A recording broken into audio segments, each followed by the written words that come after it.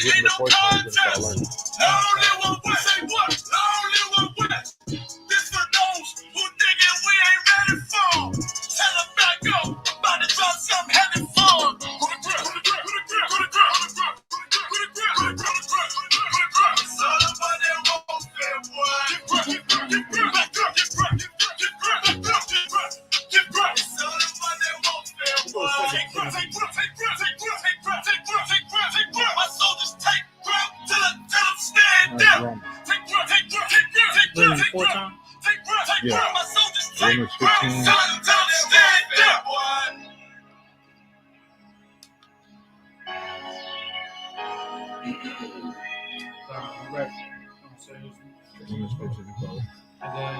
Isaiah 28:9.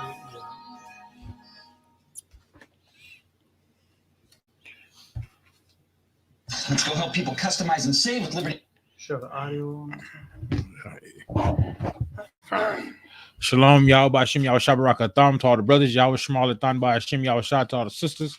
We're the ISUPK, started out of 1 West 125th Street, Harlem, New York, under the Commander General Yohana. We'll be teaching Blacks, Hispanics, and Native Americans are the Israelites that the Bible speaks about since 1969. And today is ISUPK Monday history class. And today we have a scripture breakdown for you. Today is Revelation 13, right? We're going to talk about the beast, right? Because when the Christian church talks about the beast, they want to look at the beast like a literal beast, or the dragon like a literal dragon, or a serpent like a literal serpent. It's not literal. It is all it's all allegory, right? It's talking about one thing. It's talking about it's talking about a dragon, but it's not a literal dragon, right? It's symbolic for something. The serpent is symbolic for a serpent. You know what I mean? the dragon is symbolic for a dragon. The beast is symbolic for a beast, right? And we're gonna get into that today, right? Because this is the ISUPK. We teach the truth according to the Bible, right? That's right. We don't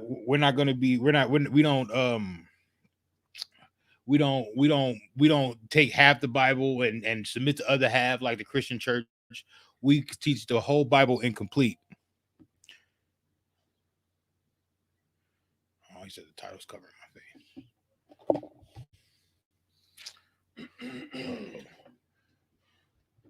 Is it? Yeah. Yes, it is.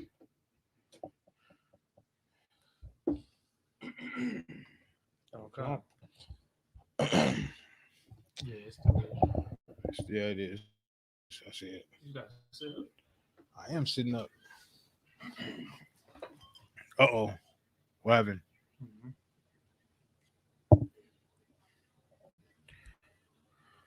All right. All right. Back to what I was saying. It's not a literal beast, right? It's symbolic. What is going on?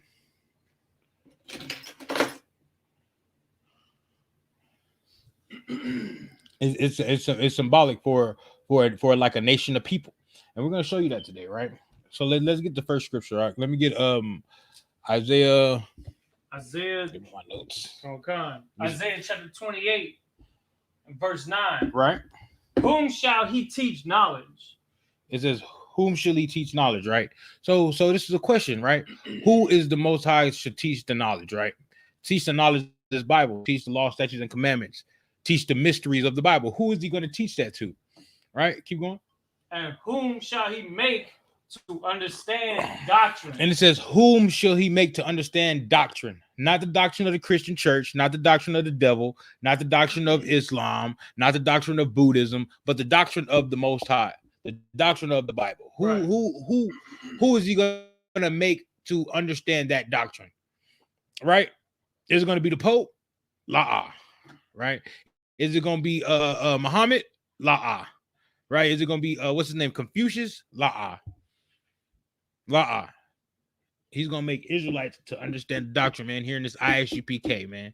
That's who he's gonna make to understand the doctrine of the Bible. Right? Keep going. Oh God. Them that are weaned from the milk. He said what? Them that are weaned from the milk. Because like when you get in the truth, man, you got to start all over like a baby, man.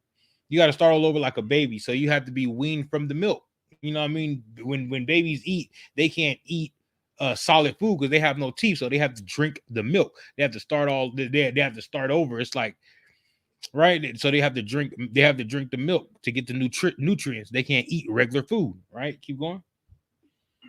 And drawn from the breast, right? Because that's where milk comes from. That's where milk comes from. You know, when the baby's born, that's where the milk comes from. It comes from the mother's breast, right? Because they have to, you know what I mean? It doesn't come from a cow. Right? It didn't come from Similac. It comes from the mother's breast, right? Right. Keep going. Oh, that's it on that, right? No. Give me 10. Verse 10. Yeah. For precept must be upon precept. It says because precept must be upon precept, right?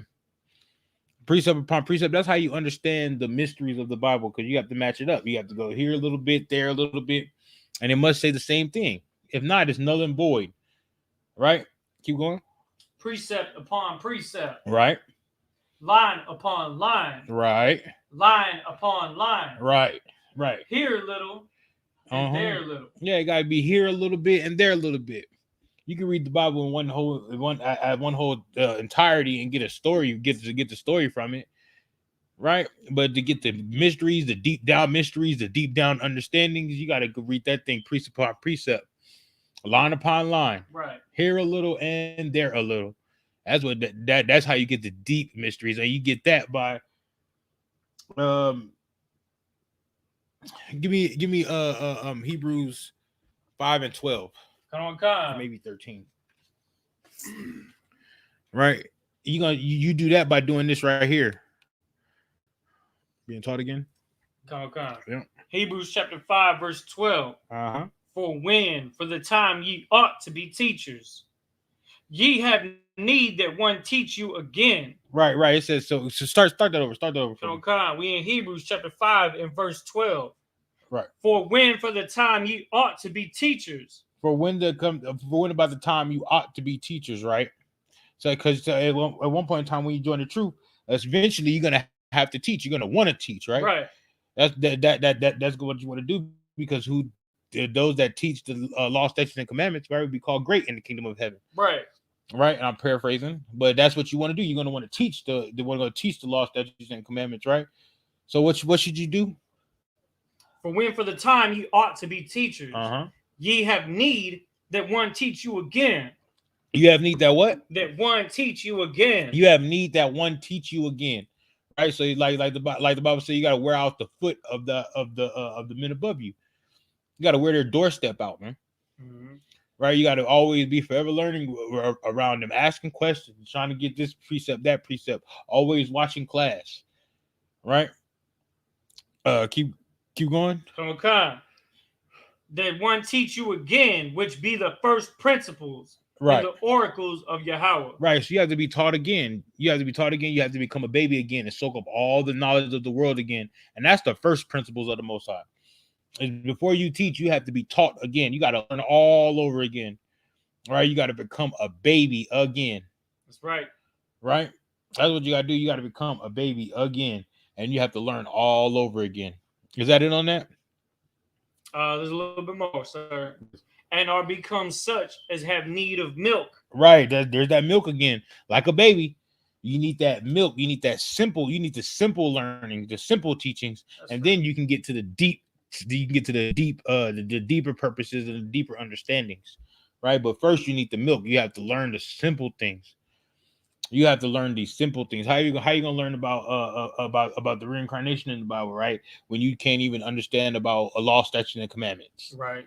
Big facts. Right. How you gonna understand about about the dragon and about the mark of the beast if you don't even know that you're an Israelite, or you don't even know how do you know that you're an Israelite, right? If you don't know about the curses in Deuteronomy 28. How you need the milk first before you can get the deeper understandings, right? Give me Romans 15:4 that we can get into it. We on Romans chapter 15 and verse 4. Uh-huh. For whatsoever things were written aforetime were written for our learning. It says so. For whatever things was written before time was written for our learning. So you know how the Christian church say, "Oh, the Old Testament done away with." That's done away with. No, ain't no Old Testament done away with. That's written there for our learning. That's how we learn. That's how we know what's what in the world, right? It's because the Bible's not just. Do you think the Most High wrote a whole book, right? A whole half a book, and then was like, "All right, we done with that. Now let's get the next part." No. You can't start a book and read. You can't read a book and start it from the middle. Then you're gonna start it from the middle, and you ain't gonna know who all the characters are. You gotta learn who all the characters are and what happened in the beginning first, right? That's why the Christian church be so confused. That's why the Christian church be so confused, because they don't read the Old Testament, so they don't know anything about what's going on. And then when Christ comes, they're like, okay, this, okay, that. But no, you gotta learn from what was written before time, right? Read that, start that over one more time. Romans chapter 15 and verse 4. For whatsoever things were written aforetime. Right. So whatever things was written before time, if it was written in the Old Testament, if it was written before time, then it's what? Were written for our learning. It's written for what? For our learning. It's written for our learning. Our learning purposes. It's written for us to learn from. To learn to read about the brothers not keeping the law, statutes, and commandments, and learn how to keep those law, statutes, and commandments. That's what it was written for. It was written to understand about the destruction of the Egyptians and understand about what destructions is coming. Right? That's what it was written. We got to learn from those things there. We got to learn what happened to us in the wilderness, and why and why is it important for us to keep law, statutes, and commandments. Right? Sir. You going? Is there any more on that? Sir. Go ahead. That we through patience and comfort of the scriptures might have hope. Right. Because that's our hope right there, man. we have that patience and understanding of the scriptures, right? That we're gonna have hope. We're gonna have hope that the Most High. We're gonna have hope that the Most High want to let us in the kingdom of heaven, right? Because that's what He said. You feel me? That's what He said. He keeps His promises. He keeps His word. It's time for Israelites to start keeping their word. It's time for us to start to go back in those records and learn who we are and keep those laws, statutes, and commandments like we said thousands of years ago, right? Because the Most High is going to keep His words. He's going to keep his oaths. He's going to keep his covenants. So it's time for us to keep our covenants, right? And the only way we could do that, man, is by getting in class and getting this ISUPK, man, and learning from the men above us, man. That's the only way we can do this. Damn right. We can't be individualized. We can't be by ourselves. We have to gather ourselves together. That's what we have to do. All right. All right. Now give me Revelation 13:1. Now we're about to break down. We're about to break down this dragon. That's what we're about to do. Because it's not a literal dragon. I hear people tell me all the time, man. I seen a snake with two heads, and I said, "Oh, the dragon is coming." I said, "Man, you all scared of a snake with two heads?" Oh, okay. You know what I'm talking about? It's supposed to have 7 heads, but I guess the two is good enough for you, huh? Mm-hmm. You know what I mean? Y'all about Shimmy Yashab Rakatah, sir. This is Revelation chapter 13, verse 1. All right. And I stood upon the sand of the sea. You did. Okay, go ahead. And saw a beast rise up out of the sea. He said he stood at the sand of the sea and saw a beast rise up from the sand of the sea. A beast. All right. Mm-hmm. Keep going. Having 7 heads. Having what? 7 heads. Having what? 7 heads. Yeah, 7 heads, right? Keep going. And 10 horns. And 10 horns. How many horns do you have? 10. All right. Keep going. And upon his horns, 10 crowns. And upon his horn, he had what? 10 crowns. He had 10 crowns upon his horn. Keep going. And upon his heads, the name of blasphemy. The name of what? The name of blasphemy. What's a blasphemy? It's like a blatant, bold lie. Look, it's a what? A blatant lie. It's a what? It's a blatant go ahead. lie. It's a what? It's a blatant lie. It's a blatant lie. It's a lie against the Most High. Later on, I'm going to have you pull that definition because I want the original, the real the definition. You got it right, but I want the people to know about the definition because I don't want them to be like, oh, y'all just saying it because you know what I mean. Sir. Y'all just saying whatever y'all said. Now start that over because we're gonna break down this beast. We in Revelation chapter 13 and verse 1. And I stood upon the sand of the sea. He said, and you what? And I stood upon the sand of the sea. Right. And saw a beast rise up out of the sea. Now, what's a beast according to the Bible? Does anybody know what's a beast according to the Bible? Is a beast just a animal or is it a wild animal? Right. Well, you can't call them wild animals though. Well, what's a beast? Well, do you know what a beast is? You ask Salakia. Go ahead. You referring to like an out of control person? No, I'm talking about like a heathen. A heathen is a beast, right? Okay. But there was one beast that was more subtle than all the other beasts, right? That's right. You know who that is? Khan. It would be Adawam. Who? Esau. All right. It's Esau. And say it again in the Hebrew. Adawam. Right.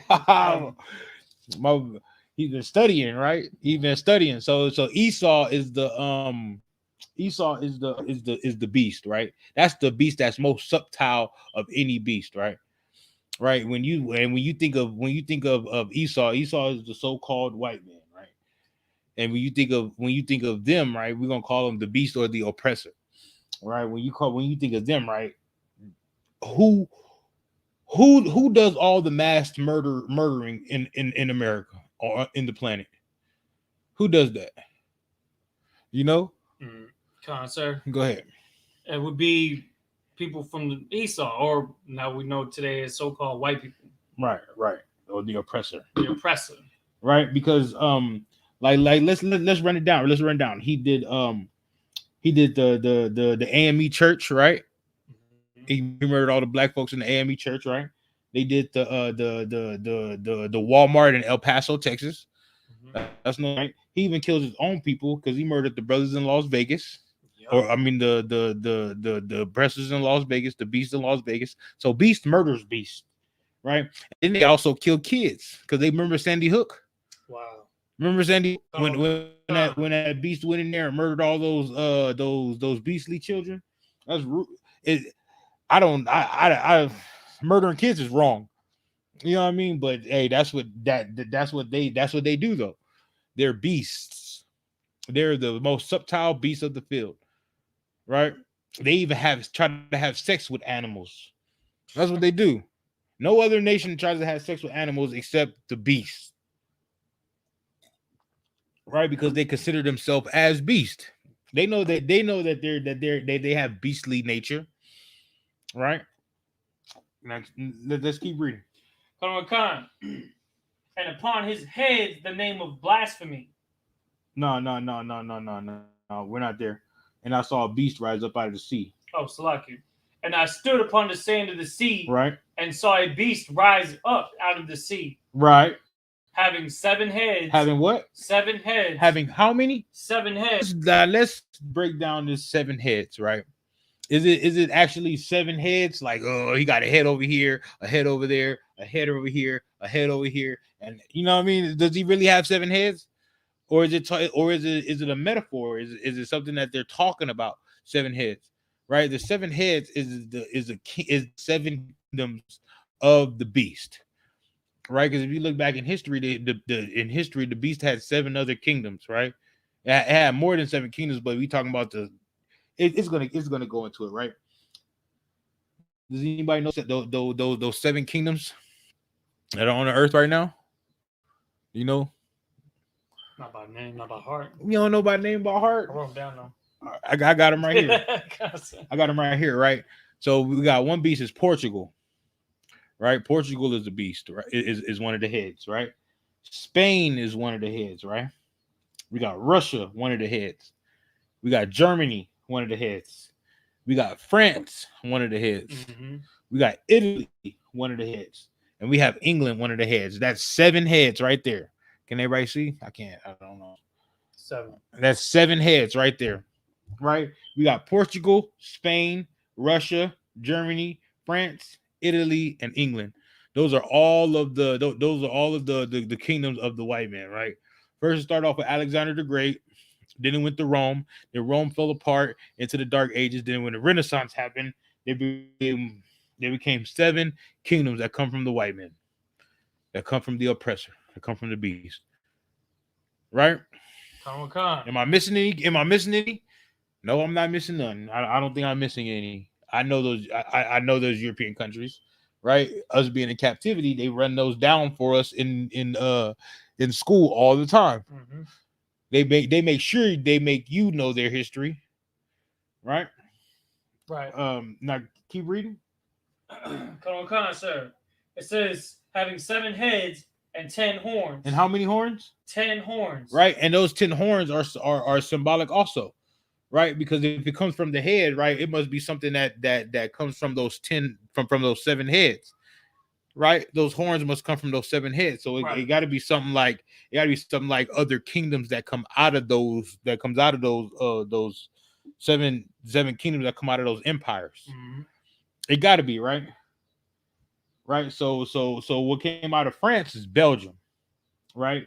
What came out of Germany is Netherlands, Luxembourg, Denmark, Switzerland, right, and Australia. Right, and what come out of England is Ireland, Scotland, Australia, America. Right, those are called common markets.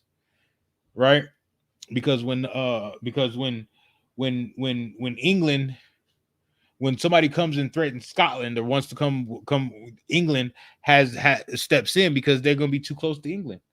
So that's a common area, a common market that they need to control, or that they need to have that they need to have what would you call it? That they need to have power over, mm-hmm. Right? So that's what those 10 horns call. Those 10 horns are those common markets where they get tax money from, right? Because the white man and his taxes are some evil, All right, so that's what that is. That's what that is. That's what those 10 heads are. Those 10 heads are Belgium, Netherlands, Luxembourg, Denmark, Switzerland, and Australia. Right? Ireland, Scotland, Australia. I mean Scotland, Ireland. I'm sorry. Austria, not Australia. Germany had Austria, not Australia. Ireland, Scotland, Australia. Right? That's 10 right there. That's 10 common markets. Right? That's 10 common markets. I'm gonna run them down one more time. Belgium, the Netherlands, Luxembourg, Denmark, Switzerland, Austria, Ireland, Scotland, Australia, and America. America is the 10th one because that comes from England. Right? Right. Right. Now give me now let's keep reading. Come on, Khan. It says, and upon his heads the name of blasphemy. And upon his heads, how what? The name of blasphemy. Right. And upon that dragon with 5 heads and 10 horns was blasphemy. Now what give me that definition of blasphemy. I want it. Come on, Khan, sir. Blasphemy means the act or offense of speaking sacrilegiously about God or sacred things. Right. So anything that's against the Bible. Speaking anything that's against the Bible, man, that's your homosexuality. That's God loves everybody. That's the Old Testament is done away with. God's laws are done away with. That's all that. Why is it covering in my face? You know, I'm gonna have to say About the title. yeah.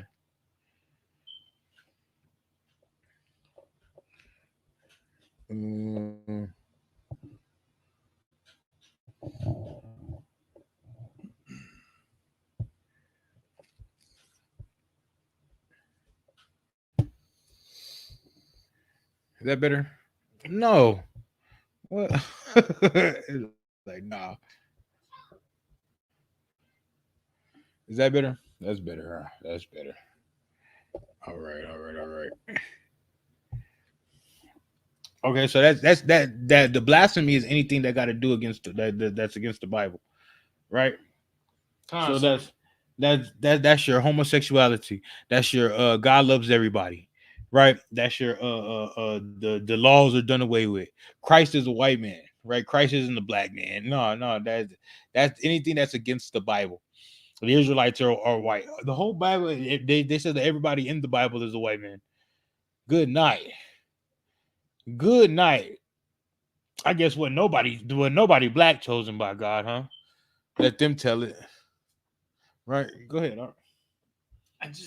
There's no argument that can even favor what they're saying, because how can everybody on the planet come from Noah if he was white? That's impossible. You can't have black people come from white people.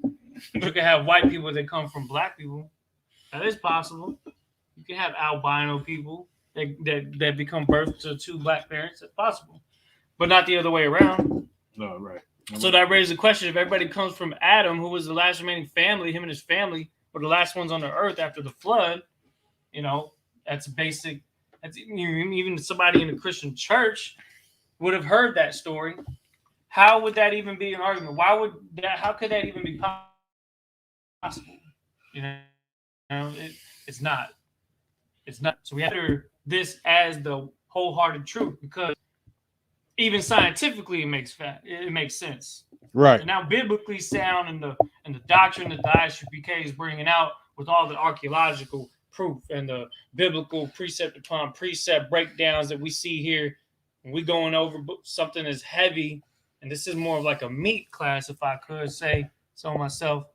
This is a class that is definitely more so along the lines of meat when we're talking about Revelation. Right. Which is almost like a test to see if you understood the scriptures. Right. And what it was talking about, both symbolically and prophetically. Right. Right. It's because this right here is a history class, man. That's right. And the Bible is a great history book. It gives good history. Yeah, right. It gives good history. And when I was coming up in the world, right, I used to always wonder about, because I was good in history. So I was always wondering about, like, we'll go over I'm like, man, like it got a lot of history about the other nations in the Bible, like you know what I mean, like the Syrian captivity and the Babylonian captivity. I was thinking to myself, I was like, man, where's Greece? You know what I mean? I was always wondering, like, where's Greece? I was like, Greece got to be in there. I know Greece conquered that part of the world too, like, you know what I mean? So how come Greece ain't in here? Right. Like, how come Greece ain't in here? And then when I ran across Israelites, I was like, oh snap, there it is. You know what I mean? The Apocrypha. You know what I mean? Apocrypha. What y'all talking about Apocrypha, bro? Like, you know what I mean? Then they started reading. So I was like, oh snap! Like, there it is. There it is. I was like, that's the Greek captivity right there. That's the Greek part of the Bible. I knew it. I knew it was somewhere in there. So like, then I just want to dig in more. Right. So now we have so in Revelation 13:1, right? We got we identify who the beast is. The beast is Esau, right? The so-called the oppressor, right? Then we got the 7 heads, right? We got Portugal, Spain, Russia, Germany, France, Italy, and England, right? And now then we got the 10 horns, which is the 10 common markets or the 10 kingdoms that spring from those kingdoms, which is Belgium, Netherlands, Luxembourg, Denmark, Switzerland, Austria, Ireland, Scotland, Australia, and America, right? That's those 10 horns that spring from those 7 heads. 7 heads, 10 horns. So the whole dragon is symbolic for the so-called the oppressor, the so-called white man, right? Esau is the dragon. That's right. Right, and then he has the 7 heads, which are those kingdoms that broke away that were founded after Rome fell, right? Mm-hmm. And then those 10 common markets are the kingdoms that sprung out of those 7 heads. That's those 10 horns. Go ahead, Art.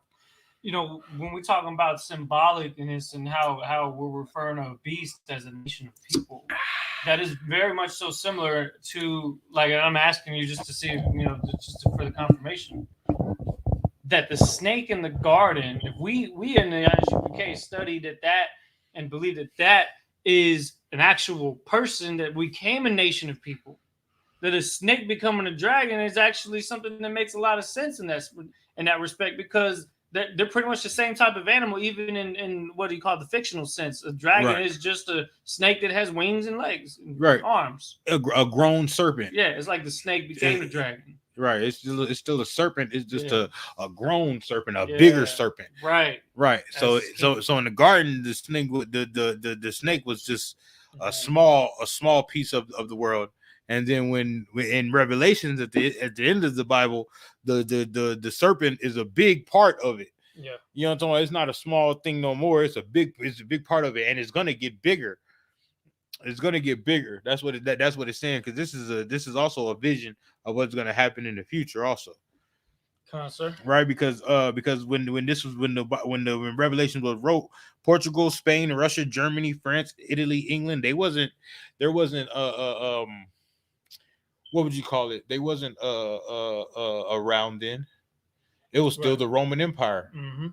Right? So this is something that was going to happen in the future. Yep. Right? Still holds true. That's how you know the Bible is a true book, because it's the Bible is the only book that has prophecy in it. Mm-hmm. The only book that tells the future and is still holding prophecies and truths till this day. Right? Everything in that Bible is still coming to pass till now. Till now. Keep going. Let's get 13. 13:2. We in Revelation chapter 13 and verse 2. Mm-hmm. And the beast which I saw was like unto a leopard. Was like what? Unto a leopard. Uh-huh. And his feet were as the feet of a bear. Uh-huh. And his mouth as the mouth of a lion. Right. And the dragon gave him his power. Right. And his seat. Right. And great authority. Right. Now let's start that verse over again, because see, just like the dragon was symbolic, right? Right. So is the leopard, so is the bear, mm-hmm. so is the and so is the dragon, and everything is symbolic. That's right. It's not literal animals. Might be literal beasts though. but they're not literal animals, Right. right? Now, now let's read that over again. Come on, Revelation chapter 13 and verse 2. Uh-huh. And the beast which I saw was like unto a leopard. Like unto a what? A leopard. See, now this is when the precept upon precept comes into play, right? That's right. Now give me Daniel 7:1. That's right. Because I remember I was watching the when I first came into troop, I was watching a video, and I was watching the class, right? And it was breaking this down, and I was watching, I was like, man, I was trying to understand what was going on. I was like, how did they get like you feel me? Where did they get this from? You know what I mean? It gotta be. I remember that film. Yeah, you know what I mean? I was thinking in my mind, like, it gotta be it gotta be the Most High intervening, the Most High like opening them up to this. Like, it gotta be the Most High. I was like, where are they getting this knowledge from? Because that is something I was thinking, like, man, like, I would have never thought that. But then as you grow stronger and deeper into the truth, right, after you get enough milk and you start getting that meat, you start to understand things differently. Like, That's man, right. like, I can understand, like, that's a couch. I can understand why they call it a couch. That there's a love seat. I can understand why that's a love seat. Yeah. You know what I'm talking about? Can't be sit on it if you ain't in love. Like, you know, feel me? And you got to be in love with the truth. Go ahead. All I was gonna add to that before we get into this is when we talking about precept upon precept, we really, in Revelation, you got to jump around so that you can get you can put the whole puzzle together. Damn right. You know what I'm saying? When we talking about, when we bringing out Daniel chapter 7, this is going to talk about what Revelation was talking about. 2 books written in different times, talking about the same thing in a symbolic way that didn't make sense back then until it actually happened, and then you started to see the symbolism there, because the kingdoms that are brought into this literally use these as symbols too. Right. And they say the Bible ain't a true book, but all these kingdoms that we're finna name really existed. Mm-hmm. All these kingdoms really happened. You know what I'm talking about? They really happened, and to be like the Bible ain't a true book, that's just because they don't know the Bible. You know what I mean? The Lord didn't reveal it to them. You know what I mean? The Lord didn't reveal it to them. He revealed it to Commanding General Yohana. Mm-hmm. That's who he revealed it to, right? And his priests and prophets, right? That's right. In the Isupk. Now go ahead. Let's go ahead and bust it down. Okay. Daniel chapter 7, verse 1. Uh-huh. In the first year of Belshazzar, king of Babylon. Of who? Belshazzar, right? King of Babylon. Right. He was the king of Babylon, right? Go ahead. Daniel had a dream and visions of his head upon his bed. Right. If you might know anything about Daniel, Daniel had a lot of visions. Daniel understood a lot. The Lord was with Daniel. Right? Keep going. Then he wrote the dream and told the sum of matters. Daniel spake and said, I saw in my vision by night, and behold, right, the 4 winds of heaven strove upon the great sea. Right. Wait. Yep. Start that verse 2 again. Come on. Verse 2. Daniel spake and said, I saw in my vision by night. Right. He saw he was dreaming this thing there. He was like, man, but it was so real. That's right. Right. And behold, the 4 winds of the heaven strove upon the great sea. Upon the great sea. Now, what is those 4 winds upon the great sea? Right. Let's go in reverse order. There's a great sea somewhere, right? Now, what sea do you think that is? Look at our planet. Nah, man. Think about it. Think about it. What's the Lord's favorite place? Oh, you talk. Okay, come on. You're talking about the Mediterranean. The Mediterranean, what though? The Mediterranean Sea. Yeah. That's the Lord's favorite place, man, because Israel's right there to the east of that thing, it's right a great there. sea. Yeah, it's a great sea, man. And the Most High and the Most High said it was a great sea, right? And right there, the Israel sits at the eastern part of it, right? Mm-hmm. Now the sea, right? What do you think the 4 winds of the sea is? Salakia. I don't know. Come on, think about it. The 4 winds would be basically you talking about the different sides of the sea, right? Or basically We'll say the different different kingdoms surrounding the sea. That's what I was saying, because there's Right. land masses surrounding the Mediterranean, both the north, south, east, and west. Right. Because you got Europe, you got minor Asia, you have actual Asian continent. So they say nowadays. They wasn't worried about continents back then, but the white man's the oppressor's such a devil that he's gonna worry about. We're gonna worry about that, and then you have Africa at the bottom. That's right. Right, you got North Africa, you have Israel, you have what do you call it up here? Like where it's present day Turkey is called Asia Minor, but it's present day Turkey. And then over here you have like Greece, and you have Europe over here. That's right. Right. Concept. That's where all that, I'm not gonna say all life began, but that was like the first when life was first created or whatever. They spread out around that Mediterranean Sea. You know what I mean? And that's where that's where everybody was conquering over and over at that time. The ancient Assyrians came from there. The Egyptians came from there. The ancient Assyrians came from there. Israelites was there. The Persians conquered that place. The Babylonians conquered that place. Rome was there. Greece was there. All the great kingdoms of the earth was there. Right. So that's what Daniel was seeing. Daniel was like, man, he was seeing the past and the future. Like whoa, you know what I mean? And he captured it greatly. He said the four winds, right, of the heavens strove upon the great sea. That's right. Right. So you know the heaven is more like a kingdom. Like, you know what I'm talking about? So the four winds of the kingdom strove upon that great sea. Right. So there was like four kingdoms upon that great sea. Right. Keep going. Right. And the four great beasts came up from the sea. There goes that word again. Sea. I mean, I see the beast. There goes that word again, beast, right? It says four great beasts, right? Came upon the sea, right? So four great beasts, four great heathen kingdoms came upon that sea, right? Now it's gonna start getting into to deeper meaning and letting you know what kingdoms took over that at that area, and it's gonna go in order too. Go ahead. Diverse one from another. Right, so they were all different kingdoms from one to another. It was diverse. It wasn't all the same kingdom or all the same people. It was different people conquering at different times, but they was conquering that same sea around that same area. Right? Keep going. Okay. Verse 4. The first was like a lion and had eagle's wings. Start that over. The first was like a lion and had eagle's wings. First was like a lion and had eagle's wings, right? You ever heard of a griffith? A griffith. Right, a griffith. That's what that is. That's a griffith, right? But the Assyrians, right? Look up the Assyrians.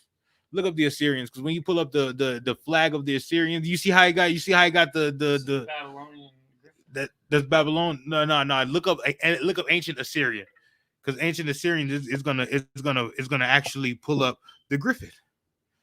It's gonna pull up because the Griffiths, the ancient Assyrians always you put wings on everything. They have a man with a lion's body with wings on it, right? Eagle's wings. They always put wings on things.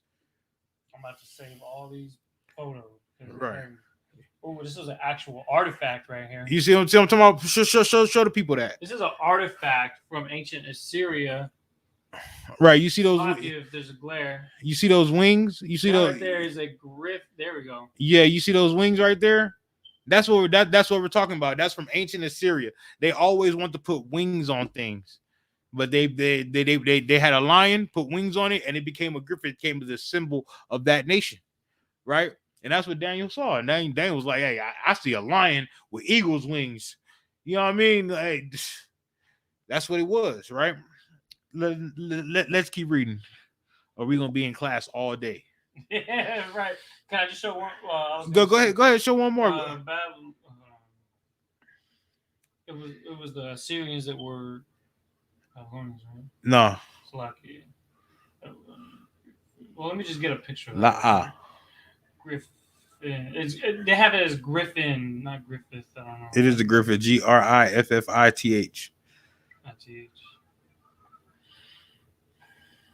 Yeah, I know. I'm not smart. I just know A a little. lion with wings, right? Yep, I just know a little bit, sir. I'm not smart though. I just know a little bit. You know what I mean? It's only because the men above me. It's only because the men above me. I've never been no lion with wings like that before. Like who comes up with that? You know what I'm saying? You know what? Let's Come keep on. going. Let's Okay. keep going because we have to keep going. Right. I got you. So first, Colossians, let me start again. So Yeah. Daniel chapter 7, verse 4. The first was like a lion and had eagle's wings. Right. So the first was like a lion and had eagle's wings. That was the Assyrian captivity. Now let's read about the Assyrian captivity. What happened? Go ahead. I beheld till the wings thereof were plucked. Right, he's seen the wings get plucked from the lion with the wings, right? With the eagle wings, right? What is that symbolic for? Does that mean somebody took the lion and put him in a chokehold? It was like there's one feather, two feathers, three feather, four. Is that what happened? Imagine somebody you ripping them wings off, right?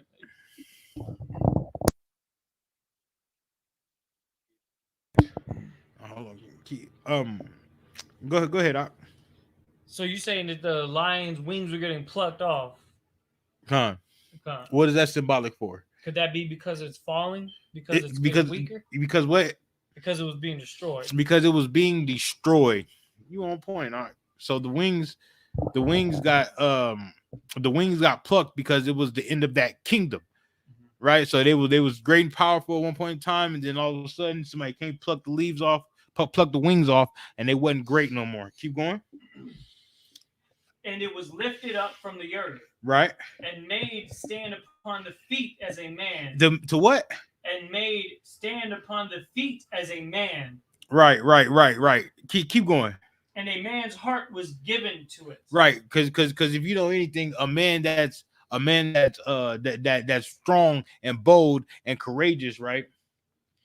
Right, a man that's strong, bold, and courageous. What do you say? He say he got a heart as a man? Oh, what does he say? Go ahead. Say that they have the heart of a lion. Right, they got a heart of a lion, right? Just like a lion with eagle's wings.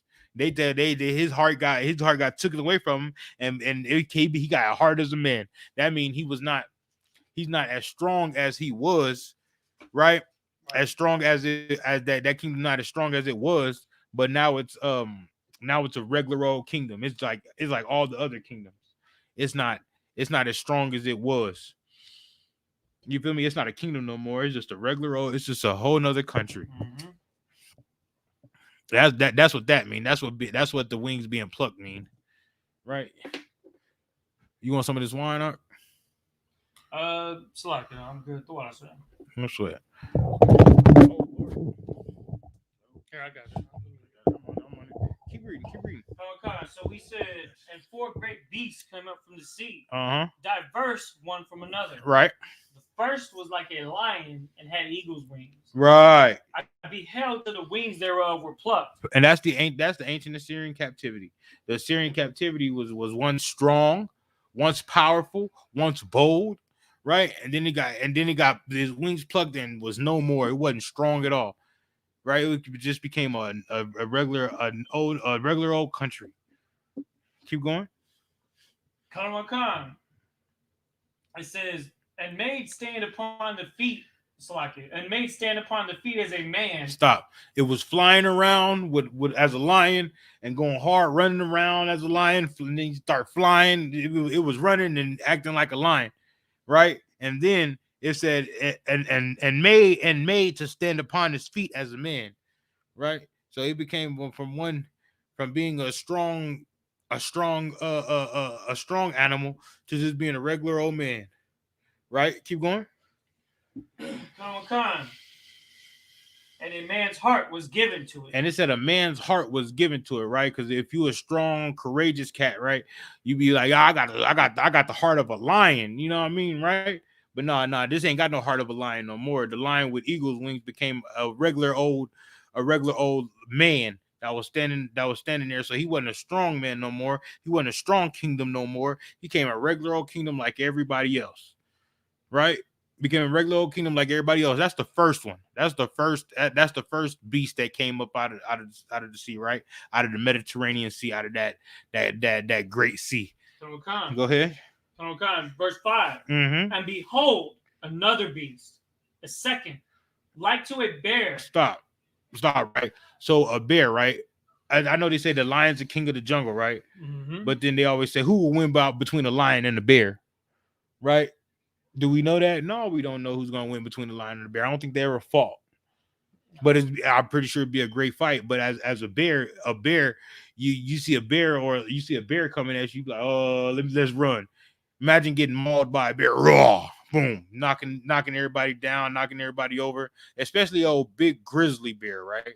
Keep going. Behold, another beast, a second, like to a bear. Right. And it raised up itself on one side. Stop. So what is this? What do you think this is symbolic for? It's another kingdom. Yeah, but what do you think? Which kingdom you think is symbolic for it? So you had Assyria. What came next? Basically, is the kingdom that took over Assyria, right? The one that came up. That was that Babylon. No, keep going. You got the order right, but keep going.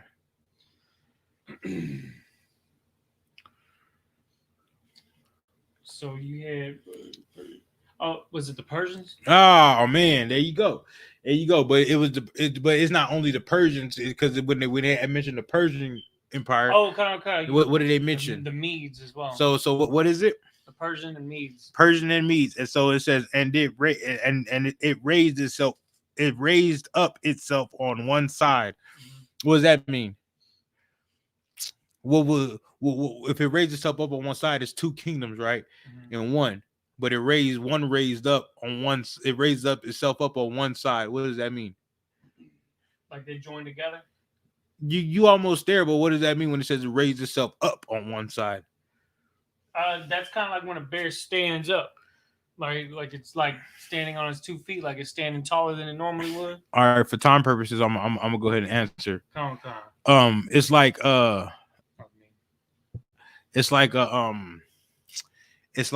so it's the Persian and the Medes, right?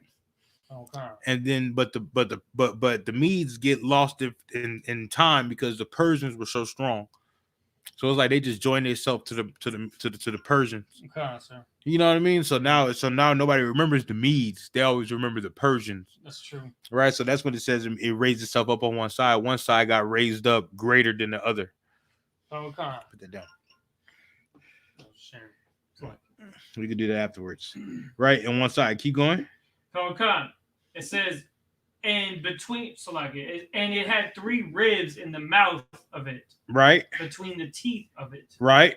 And they said thus unto it, arise, devour much flesh. Right. Y'all remember that movie 300? You remember that movie 300 where the Persians came to Leonidas and he told him you should pay tribute and bow down to King Xerxes. They called him God Xerxes. I don't know if they really called him that, but that what they called him, King Xerxes, right? Right. And then they brought all the kings that they had conquered their skulls to them. You remember that's shit they was doing. They had conquered that many kings that they was like, yeah, we'll conquer you too, bro. You feel me? So when it says arise, devour much flesh, that's what the Babylonians did. I mean, that's what the Persians did. Go ahead. In the movie, and I don't know if they got this right in the movie, but in the movie, was it 3 heads that they carried? No, they carried. Yeah, they did. Was it 3? I don't remember, but I know that movie was off. I just want to use that as how they was conquering shit. Oh God. You know what I mean? Because they conquered half the world. Mm-hmm. Persians conquered a lot of area. Yep. And they wasn't playing. They was, you know what I mean, until they ran into Esau, who was blessed with the sword. Yep. But they was conquering a lot of things. Okay. Right. But that's what they did. That's what the Persians did. The Persians devoured half the earth like a bear did. They stepped on shit. You know how they say we steppers nowadays? That's what they was doing. They was stepping on stuff like a bear. When a bear step on something, like boo, boo, boo. You know what I mean? Bear got big claw feet. Okay, sir. Right. Keep going. It says, I'm gonna start with verse 5. And behold, another beast, a second, like to a bear. And it raised up itself on one side. Right. And it had 3 ribs in the mouth of it, between the teeth of it. And they said thus unto it, arise, devour much flesh. Right. So we got the first beast being Assyria, the second beast being Persia and the Medes, right? But the Medes got taken over by the Persians. So now we only remember the Persians. We don't even remember the Medes. We don't even care who the Medes are. That's right. We don't know where they land was. We don't know what they was doing, but we just know that they was there because the Persians gave them some credit. Okay. That's all we know. Keep going up. Okay. After this I beheld, and lo, another, like a leopard, which had upon the back of it 4 wings of a fowl. The beast had also 4 heads, and dominion was given to it. Read that one more time. Okay. We in verse 6. After this I beheld, and lo, another, like a leopard, which had upon the back of it 4 wings of a fowl. Stop. What is this? What do you think this is? Oh, Okay. Go ahead. So this had to have been something that took over the land very, very swiftly, right? Oh shit. And it was a person who, it was basically, the leopard had to have been a kingdom that was 4 parts, right? Because the 4 wings, or at least broken into 4 parts at some point. This had to have been the beginning of the Greece Empire, the Greece Empire under what was started from the takeover by Napoleon. Not Napoleon. Napoleon was like hundreds, thousands of years later. Napoleon was in 1800. So who was we talking about then for this one? Good. Salaki, my bad. Salaki, Alexander the Great. There we go. Alexander There the we Great. go. Because that's in the Apocrypha. You know what? I think you've seen this class before or something. I think you didn't watch General Hyman didn't talk to you about this class or something. You think you had me? No, I meant to say Alexander the Great because if I could, Go ahead. It was in the Josephus. Now, then, Josephus, whatever, right? Yeah, we don't. Go ahead. In the Josephus is a historical account from one of the Judite generals. Okay. As a book that I read. This Alexander the Great visited the land of Israel.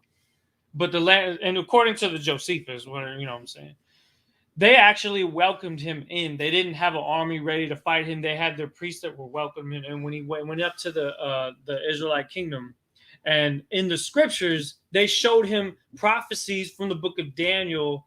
It was the high priest of Israel from the tribe of Judah that showed him a prophecy of Alexander the Great taking over the land very swiftly like a leopard. And he was so pleased with it that he actually made a truce with Israel instead of trying to take them under tribune like he did with a lot of the other kingdoms around them. So at this point in time, when the rise of the Greco-Roman Empire or the Greek Empire started, Israel was not being messed with until the death of Alexander the Great. Right. But we just had to pay him tribute though. Right. We did have to pay him taxes. We did have to pay him tribute, but he did leave us alone to practice our culture and to keep our law, statutes, and commandments. Salaki, if I could, just like I said, that was in the book of Josephus. I remember reading that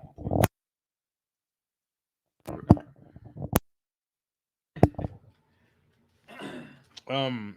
All right. But about the 4 wings of the fowl. That's not correct. But keep going. Come on. So let me see here. So it says, but it did have 4 kingdoms that broke apart from it. Go ahead. Which had upon the back of it 4 wings of a fowl. The beast had also 4 heads. Now that's what you were talking about. Oh, okay. So all right, keep going. Come on. It says, and dominion was given to it. Right. It says leopard because Alexander was always famous for wearing his leopard skin cover or whatever you want to call it. Like when you gonna find a picture for me? Yeah, constantly. Yeah. If you ever seen the movie Alexander, right? If you ever seen that movie Alexander, he was fighting and he always went to war with leopard skin battle armor. Right. Go ahead. Yeah, just like that. Go ahead. Show the people. It's just an image, right, depicting Alexander the Great. Because he always went to war with leopard. He always went to war with leopard skin armor and things like that. Always. No, sorry, we already showed him. like that. Like he always went to war with that, right? And then in the movie, it actually showed you like him going to war with leopard skins, right? I don't know why he wanted leopard skins, but hey, the Bible captured that perfect. Daniel captured that perfect. The Most High showed Daniel that scripture, showed Daniel that vision perfectly, right? Do you know so it says and the beast also had 4 heads, right? So do you know the 4 heads, the 4 kingdoms that broke apart? Like, I forget the names of them, but I'm assuming that it's what became different. Like I just remember in the Apocrypha, it says that when he was getting ready to die, he broke apart his kingdom into 4 pieces. I just forget the names of them. Yeah, he did break apart his kingdom to the 4 pieces because nobody wanted to wanted to share power. So everybody's just like, this is my kingdom. This is my kingdom. His 4 generals. That's right. Alexander the Great had 4 generals, right? I want to make sure I wrote them down. You got them written down. Yeah, I did the research. I did the research. This is like your favorite kind of class, if I could. Yeah, I'm telling you, I've been doing history for a while now. Yeah. And they always had to teach. They in the school they always taught us the Edomite history. And when we start bringing it out in class and stuff like that, I'd be like, I knew that. Like that's crazy. Like, but I didn't know that was in there. You know what I mean? Yeah, me neither. I remember. When I get new scriptures old scriptures. I mean, new scriptures.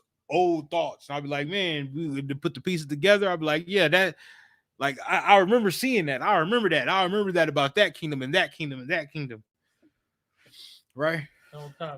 What's up? Go ahead. So, this is gonna be the 4 heads or the 4 wings? It's gonna be the 4 heads. The 4 wings is just how fast they were moving across the earth. Alexander conquered half the world in about like 20 years or something like that.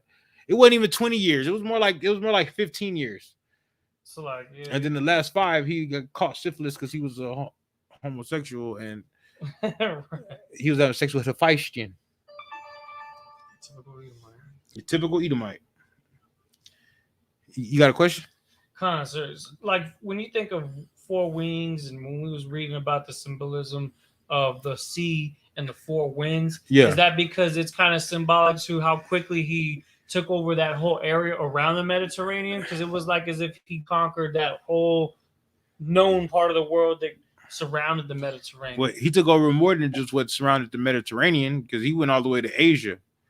He was all the way in present day, like Iran and Pakistan and Tajikistan and Afghanistan. He conquered all the way to India. And then he was moving into India, but he couldn't defeat those big elephants they got out there. Because in India they worship cows and they worship elephants, and those elephants kill people out there. If you didn't know that, I don't know if you knew that or not. Those elephants in India, they kill people. Those Indian elephants, because they're big, massive elephants. Elephants are already big, but these are like almost like bigger, like they're bigger than the regular elephant. Go ahead. I remember. Well, I mean, in some movies, it depicts elephants as like the tanks of the war zone. Yeah, like it was a large creature that could take a lot of damage, and you could use archery from it. Like you would have posts on top of it, so it was like a mobile fortress, and the elephant represented a strong advantage in warfare. Yeah, man. Just think about if you got a whole group of like a whole legion of soldiers, right? Right. And then you got the what's the name coming in? The elephant just coming and just running through them and stumping. You know what I mean? He's killing. He's murdering. He's killing people. It's not nothing simple or nothing like that. And they used to train those elephants. So when he came to India, he was already at war for about 15, 20 years. So then he couldn't keep his army out there no longer. So then that's when they decided to fall back and go to the lands that they already conquered and regroup. But then at that time he caught syphilis because he was a homosexual, and he died from syphilis. And they parted his kingdom. Right? Are you ready for the 4 generals? Come on, right? We had Cassander. right? Cassander was over was a Macedonia and Greece, right? That's what he was ruling. He was over Macedonia and Greece, that area over there, right? And then we have Ptolemy, right? Heard that. Right. Because Ptolemy and Cleopatra, Cleopatra was his sister, and they went to war over Egypt and Northern Africa. If you don't remember, right? Egypt, Sicily, and Northern Africa, right? And then they had Antigonus, something like that. That's supposed like it. Antigonus, Antigonus, and he was over Thrace and Asia Minor. Okay. If you know Thrace is like Eastern Europe. It's like east of Greece, and then Asia Minor is like modern day Turkey. That's that area between the Middle East, or between Israel and Greece. It's a nice little land, and then Thrace is over here. Like, you feel me? It's a good little region, right? And then they had the Seleucius. Seleucus. Selucus. Seleucus. I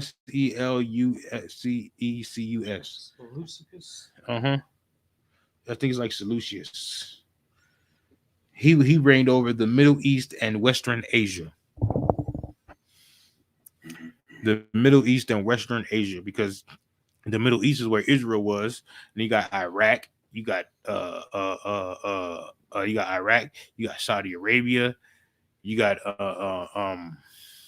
man, I was looking up the what's names earlier. There's a Syria, right?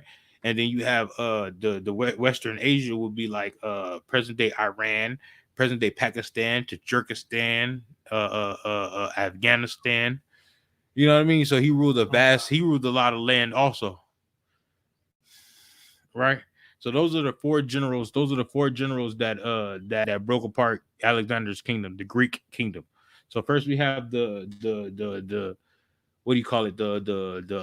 First you have the ancient Assyrians with the leopard and the wings, right? Okay. Or the lion and the wings, right? And then you have the bear, which is Persian and Medes, and now we have the leopard and the leopard with the four wings and the four heads, right?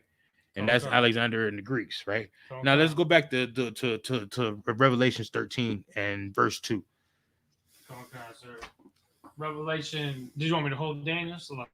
Yeah. I need you to hold Daniel. We going back to Daniel. Okay.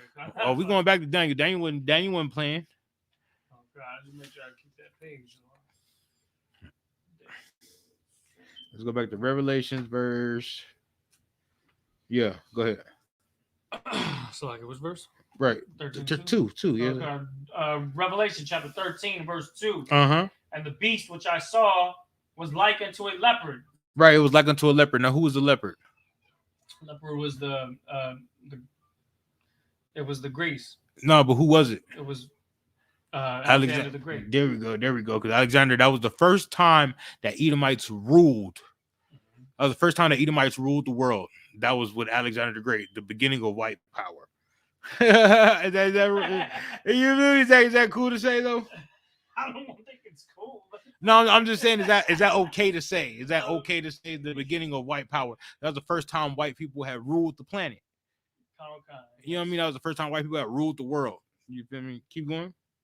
And his feet were as the feet of a bear. Right, because the leopard took over the bear, right? So his feet was like the bear. Keep going. And his mouth as the mouth of a lion. And the mouth was the mouth of a lion. Now, who was the lion? The lion was the Assyrian. Okay. Now keep going. And the dragon gave him his power. And the what? The dragon gave him his power. The who? The dragon gave him his power. Uh-huh. And his seat. Right. And great authority. Right. Because the dragon is white people. So the oppressors gave Alexander his power because they was ruled, because they were blessed with the sword. Right. So it wasn't just Alexander that was great with the sword. His people was great with the sword because when the Alexander Kingdom broke apart, they went and conquered more land. Right? They went and conquered more land. Right. Right? Now let's go back. Wait, let's read. Keep going. Verse 3. And I saw one of his heads as it were wounded to death. And his Wait. Say it again. And I saw one of his heads as it were wounded to death. And he what?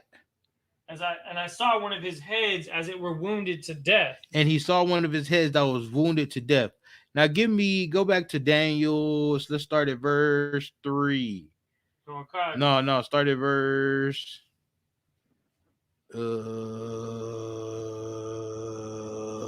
6.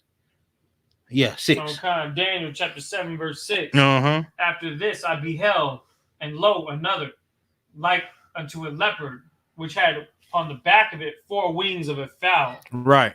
The beast had also 4 heads. Right. And dominion was given to it. Right? Rulership was given to that thing there. That's right. Right? Keep going. After this I saw in the night visions, and behold, a 4th beast. A what? A 4th beast. A who? A 4th beast. Man, here's beast number 4, right? Now we about to get into some real, into the real. Go ahead. Dreadful and terrible. Right, it was dreadful and terrible. Right, keep going. And strong exceedingly. And it was what? Strong exceedingly. Man, this is somebody that's another beast that's just real strong and powerful. Right, keep going. And it had great iron teeth. Right. And devoured and break in pieces. It did what? It devoured and break in pieces. It did what? It devoured and break in pieces. Right, y'all gotta remember that, because that's gonna come in clutch. Right, keep going. And stamped the residue with the feet of it. And what? Stamped the residue with the feet of it. Right, keep going. And it was diverse from all the beasts that were before it. And it was different from all the beasts that were before it. So it's not like these other beasts. It's not like the first 3 beasts, the first 4 beasts. It's a different type of beast. This beast right here is some strange, some crazy, some strong. It's different. That's right. Keep going. That were before it, and it had 10 horns. Wait. Didn't we just talk about this? Okay. Didn't we just talk about the 10 horns, right? Okay. So we need to go in reverse order, right? So we had the 10 horns, right? And the 10 horns came from the 7 heads, right? Mm-hmm. Right. What was those 7 heads again? Those 7 heads, we had them written down. It was Portugal, Spain, Russia, Germany, France, Italy, England. Right. So you got the 7 heads, right? Okay. Now, where did those 7 heads come from? That came from, what are you talking about? Which empire they come from? Well, where did those 7 heads come from? Because remember, it said that like they came from the original part of the 4th beast. Is that what you're asking? Right. Because it said it devoured and break into pieces. Those pieces became 7 heads. Okay. Right, because they devoured and broke into pieces. Right now, what devoured and broke into those 7 heads? It was Rome. It was what? Rome. It was what? Rome. Man, this guy's been studying. Right. It was Rome. Rome broke apart and became those 7 heads. That's so the 4th beast is what? Read verse 7 again. Okay, read Daniel chapter 7 and verse 7. You see that? Precept upon precept? That's right. You see that? Oh, Salak, sir. Go ahead. Just as an extra, and this is something to maybe in the future add to this class, the Apocrypha expounds on this vision. I believe it's in. I got you, Ark. That's coming next week. Oh, that's what. Okay, good. That's coming next week. Okay. If you don't, I know that's your favorite topic too. If you don't remember, I did the class about Rome, right? The beginning of Rome. That's right. Right, and how Judah Maccabees made the covenant with them. Okay. Right, we're gonna do some more about Rome next week. That's right. Okay. We're gonna do some more about Greece and Rome. Okay, so we laying the groundwork for it right now. Hey, what's up, man? Oh, what? So I got Shamar. Hey, did you lock the door? Yeah, you did. The water. Verse 7. After this I saw in the night visions, and behold, a 4th beast, dreadful and terrible. It was what? Dreadful and terrible. Man, that sound like the Roman army to me. Keep going. Like the Roman Empire to me. And strong exceedingly. Right. That sound like the Roman army to me. You know what I mean? Rome was the first professional army. There's the first time that their soldiers didn't do anything but train and war. Everybody else before that, they had an army, but their army used to have other jobs that in their empires. But Rome was the first army that did not have other jobs. The only job they had was war, was train and war, train and war, train and war. That was their only job. Keep going. It says dreadful and terrible, and strong exceedingly. Right. And it had great iron teeth. Right, it had great iron teeth. It used to bite kingdoms. What? Rome's coming. That's how they used to do. The Senate and the council. They'll send you, general. You go over there. You handle that. You go over there and take 10 legions and go handle that. That's how Rome used to get down. Rome used to go war with people and go conquer people. Go ahead. Oh God. It devoured and break in pieces. But it wasn't. It was just like America. It broke into pieces. It wasn't all the way. It was strong, but it wasn't strong enough. Right? It devoured and broke into pieces. And what was those pieces again? What pieces we had was Portugal, Spain, Russia, Germany, France, right, Italy, and England. That's those 7 heads. That's that dragon. That's those 7 heads, right? Sir. Keep going. And it break in pieces, right, and stamp the residue with the feet of it, right. And it was diverse from all the beasts that were before it. Right, it was different. This is a different type of machine. Rome was a different type of machine than all the other kingdoms before it. Keep going. Sir, says, and it had 10 horns. Now, what was the 10 horns? You got the 10 horns wrote down? Select it, I don't, sir. Okay, well, the 10 horns.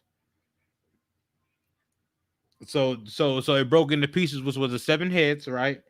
And then it had the 10 horns, right? And the 10 kingdoms. It was Belgium, Netherlands, Luxembourg, Denmark, Switzerland, Austria, Ireland, Scotland, Australia, and America. Those are the 10, those 10 horns, the 10 common markets, right? That's the 10 horns that come from that come from Rome, or that come from those 7 kingdoms that come from Rome, right? Okay. And all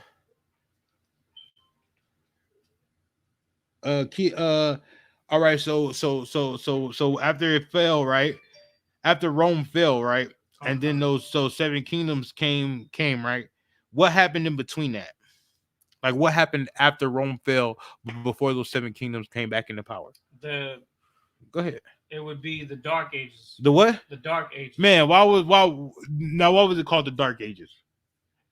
Because they were not in power. Dark people were in power. Right. And the white people went into the Black Plague, and they ran back into them caves, and they went into all manner of wickedness. Go ahead. Is that referring to when the head was wounded as if it was going to be destroyed, but then it gets revived again? Remember, the precept talks about that. Man, we're not there yet, bro. You jumping the gun. See, look. I need you to stop studying. You know what I'm saying? You doing a great job though. I know. No. I know you studying, huh? That's how I know you studying. You Tawab job. Huh? Hey, I don't have all of it down, so you know. No, but Tawab though, because you're studying, huh? Tawab, that's a great thing right there, is to study. That's a great thing to be studied and well learned. Right? Can you give me some prominent people of the Dark Ages? Come on, we were talking about one earlier. We're talking about King James. Ah, man, that's one. Can you give me another one? I don't know the names specifically. I just know. Come on, man. Black folks, man. You talking about Beethoven, Shakespeare. Shakespeare was black too. Yeah. You know, Prince Edward. See, this is all stuff we got. William Wallace. You ever seen Braveheart? Mm-hmm. Yeah, William Wallace. Constantine. Yeah, you know, these were black men, man. They they knew their history. They were black men, right? And why are they? Why don't we know that they were ruling back then? Good. Because when the beast came back and took over, they whitewashed history. Yeah. But there's like a scripture that tells you why. Okay. We're gonna get that in a minute. Let's go. Let's keep going to Daniel 7 and 8. Okay. Daniel chapter 7 and verse 8. I considered the horns, and behold, there came up among them another little horn. Whoa. So he considered these horns and these 10. He considered these 7 heads, 10 horns, and upon them 10 horns, there came up a little horn, a small horn. Okay. Go ahead. Behold, there came up among them another little horn, before whom there were 3 of the first horns plucked up by the roots. Whoa. Say that one more time. Before whom there were 3 of the first horns plucked up by the roots. So we have this little horn, right? That's growing, right? But before it, but then it said before that little horn grew, there was 3 other horns, right? And they was plucked up, but then that one horn grew in its place. Now, what is that? Well, let's think about history now. We got Rome. We got those kingdoms breaking apart. We got those kingdoms coming back, right? Okay. And then we got 3. Now we got 3 kingdoms, and then now 1 kingdom is coming out of those 3 kingdoms. Wait, which kingdom? What were the 3 kingdoms in this case? That's what I'm asking you. Is it out of these 10 here? Yeah, is it those 7? The only one I don't see on here that maybe came after this might have been Britain. No, Britain is England. Okay, so England and Britain are the same. England is a country. Britain, the island, right? And the island consists of Scotland, Ireland, Wales. I see America as one of them, but is that the little horn or no? Yeah, there you go. You go. Now, what was the 3 horns that it replaced? So England, America's the little. There you go. America's the little horn, but there was 3 horns that America replaced. What was those 3 horns? England had that to was be one of them. That was here before America. Wait, what? It was already here before America. You're talking about on that side of the globe. On this side of the globe, there was 3 horns that was here before America. Spain. Okay. Portugal. France. Oh, there we go. Let's hear the beat right there. I'm thinking Italy. I think Italy. No. You had it the first time. You said Spain. Yep. And we said, what was the other one? France. And what? It wasn't Portugal. No, it wasn't Portugal. England. There you go. The redcoats. Yeah, the redcoats. Okay. That's how America became America, because they defeated England. Remember, by the help of the French. Right.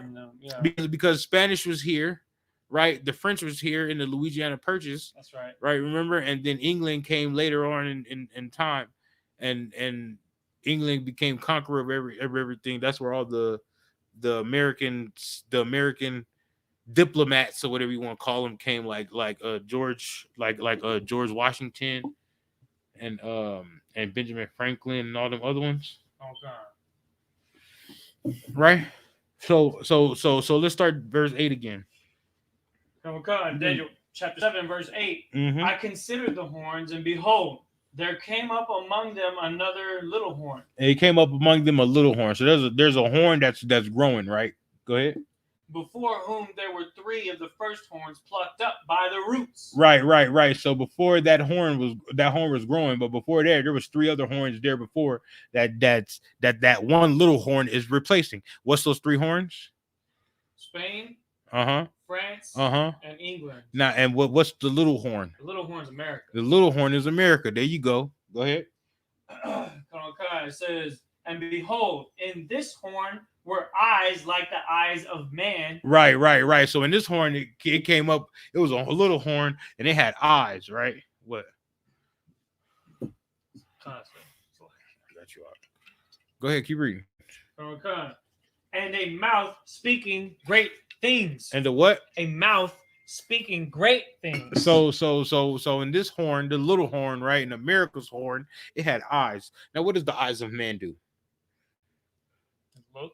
Yeah, but what do they do? What does the eyes do when you look at something? Let's say you see a woman walking down the street and you look at it, you're like, ooh, what is that? What is your eyes? They glancing. No, but what does your eyes do? Like, what does it make your mind do?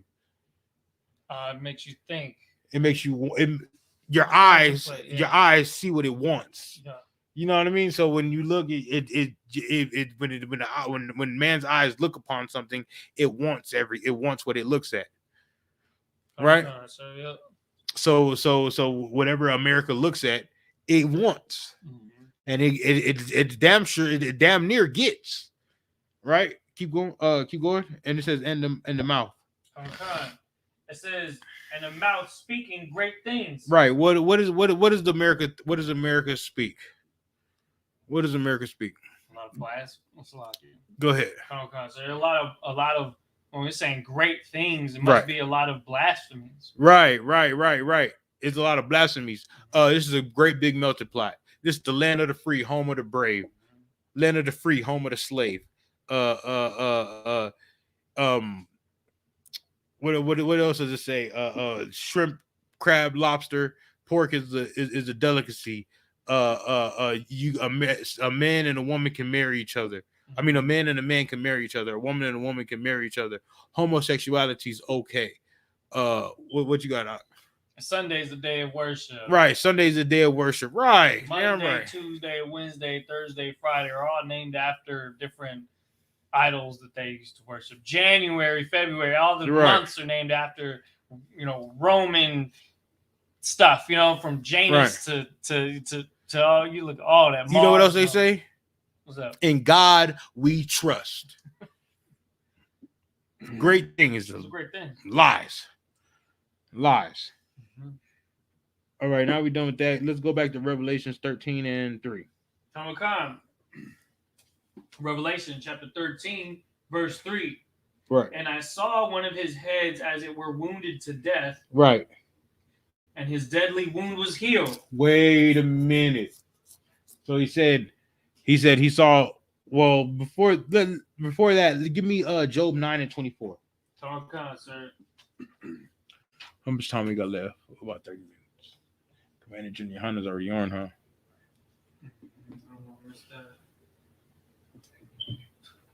Yo, it's like that. I was kind of trying to find a joke sometimes. Hold up. Job. Sidebar. I used to when I was coming up, right? I used to pronounce it job all the time. Like it's job. But it's really Job. And I was like, man, in my mind, I was thinking job. You know what I mean? Like job. Yeah. So what was 9:24? Job chapter 9.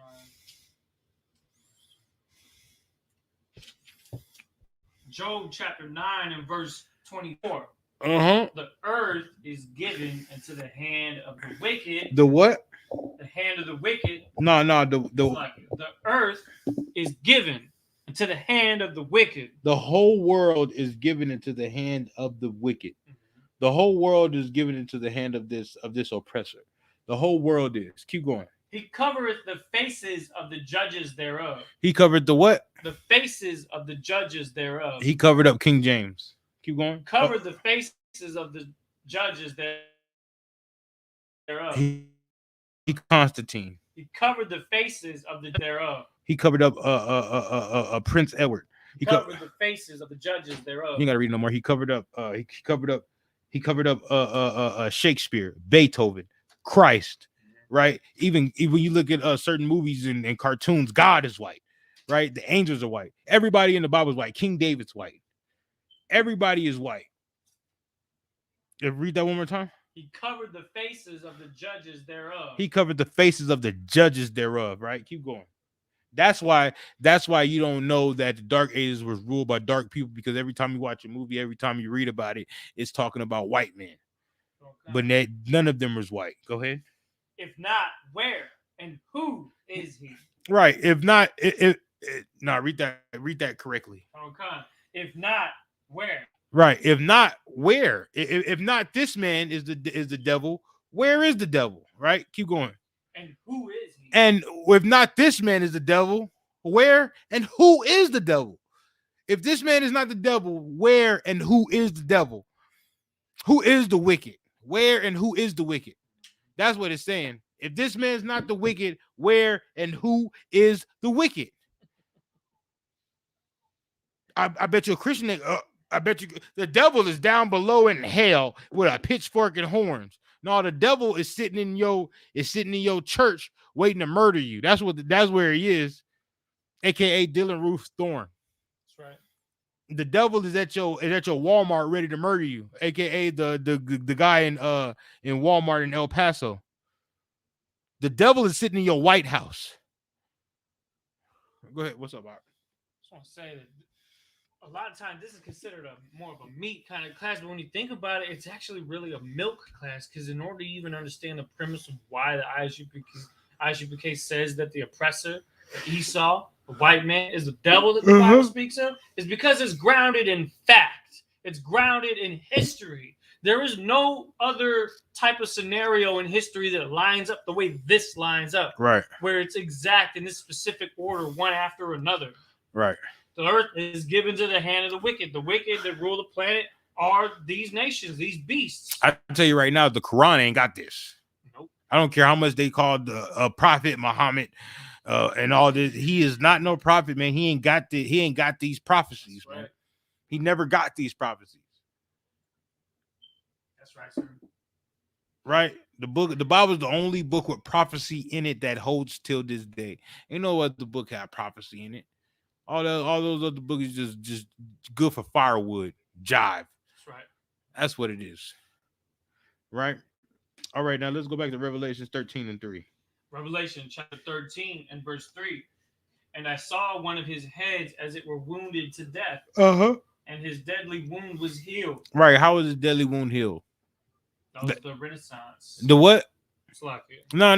Go ahead. The Renaissance. The era. what? The Renaissance era. The Renaissance era. What does Renaissance mean? The revival. The revival of no. You got it right. It's the rebirth. Mm-hmm. The revival. The rebirth of what?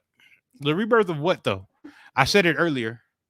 If Alexander was the first white power, then Rome was the second white power, and then they fell, and then the Dark Ages, dark people were ruling. Right. What is the new one? What is the Renaissance? The Renaissance of that beast. No, but you said the right word earlier though. Which one? The what? The revival. Of the beast. The revival of white power. Yeah. The revived power. Right. It's the Renaissance era. The revival of white power. Question, sir. Go ahead.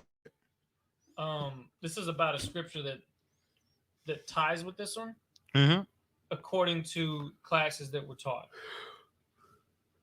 And then just a question. Maybe perhaps we can follow up on this at a later time. Revelation chapter 20, when it says the serpent was bound for 1,000 years, does that refer to the Dark Ages, which was approximately 1,000 years? Because the Dark Ages it wasn't approximately 1,000 years. It's not talking about 1,000 years. It's talking about a long dispensation of time. So not literally, but in the sense like a general idea. Because I know it's a general time about the time that it was going to be held up, right? Right. Yeah, it's a long dispensation. Yes, sir. It's talking about the long dispensation of time. Oh, God, sir. That's what's up. The long dispensation of time. Excellent question, though. It's not talking about a literal 1,000 years. Don't let nobody tell you, oh, that's 1,000. That's 1,000 years, and I don't know how many days and how many months, but you know these comedic niggas be like approximately 332 BC.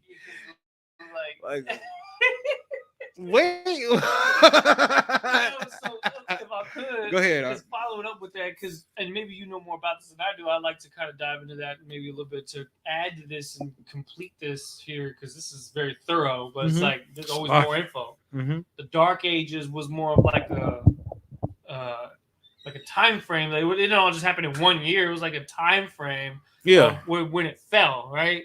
when the Dark Ages fell, or when the Roman Empire fell? When the well, that'd probably be the pinnacle of that, right? It was a crossing over too. It wasn't just like right.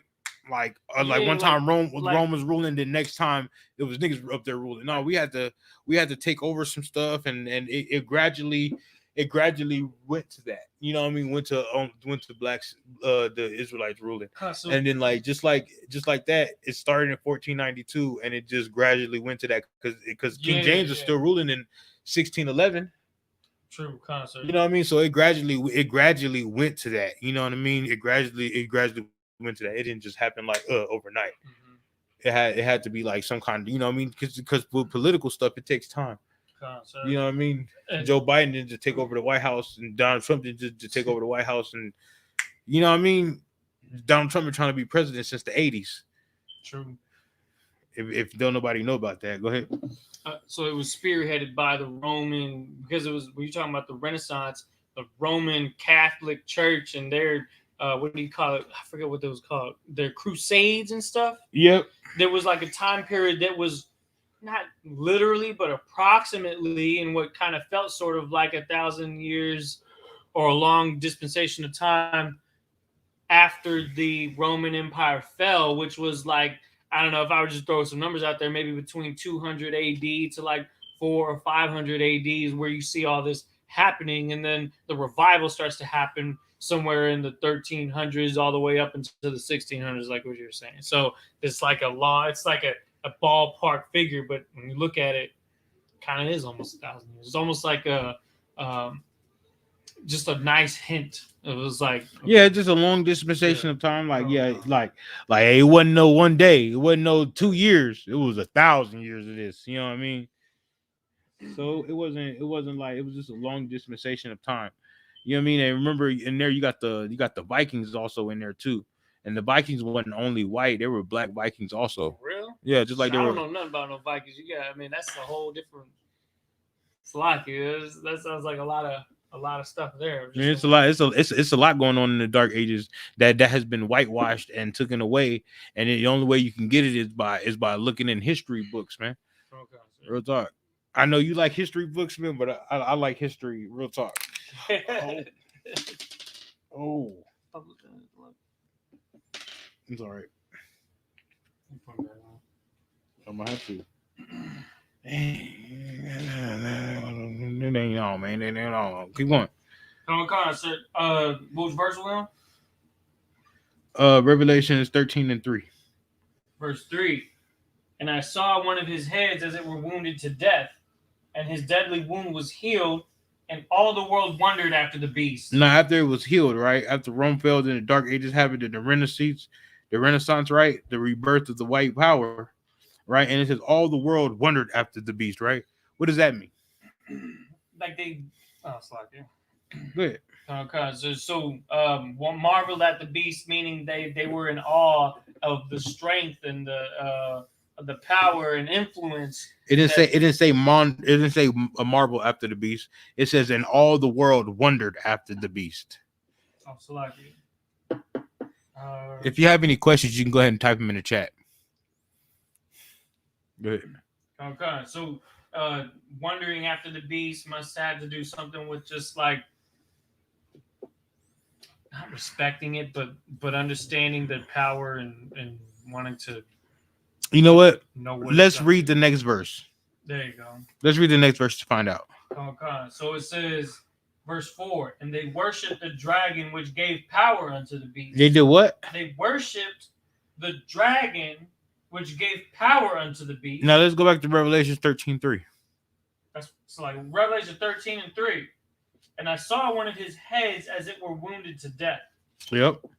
And his deadly wound was healed. Right. And all the world wondered after the beast. Right. And they worshipped the dragon which gave power unto the beast. And it says all the world wondered after the beast. What does that mean?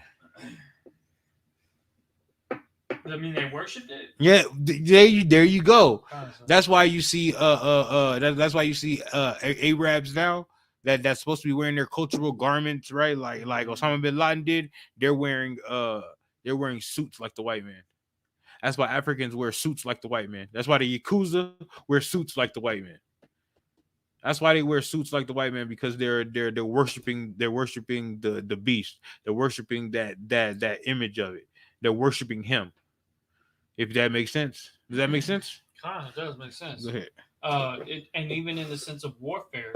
Hold on.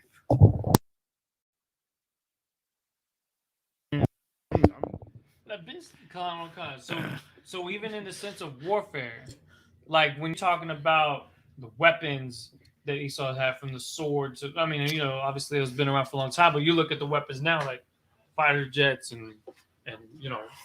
Are you reading ahead? Firearms? No, I'm not. I'm just asking because it's like as if it's almost like as if all these different aspects of its influence, people really just cling on to want to copy it and try to be like them. Right, we're gonna get to that out. Sir. Let's keep reading. And it says, and they worshiped the dragon and gave power unto the beast. Right. That's right. Right. Want to keep going? Yep.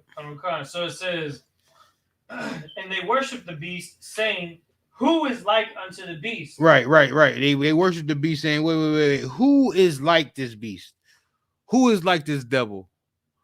Right.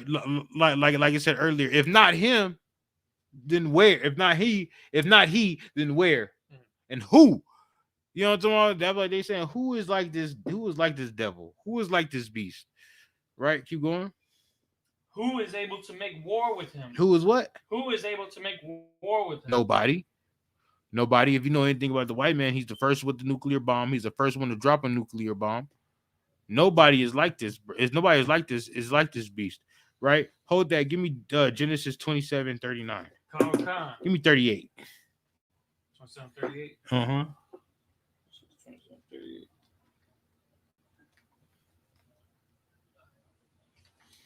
Genesis chapter 27, verse 38. Genesis chapter 27, verse 38. Uh-huh. And Esau said unto his father, "Hast thou but one blessing, my father?" Right. He said, "Dang, Pops, you got one blessing for me, at least." You know what I'm talking about? I know you gave all my inheritance to Jacob, my little brother, but you got no blessing for me. Something, right? Go ahead.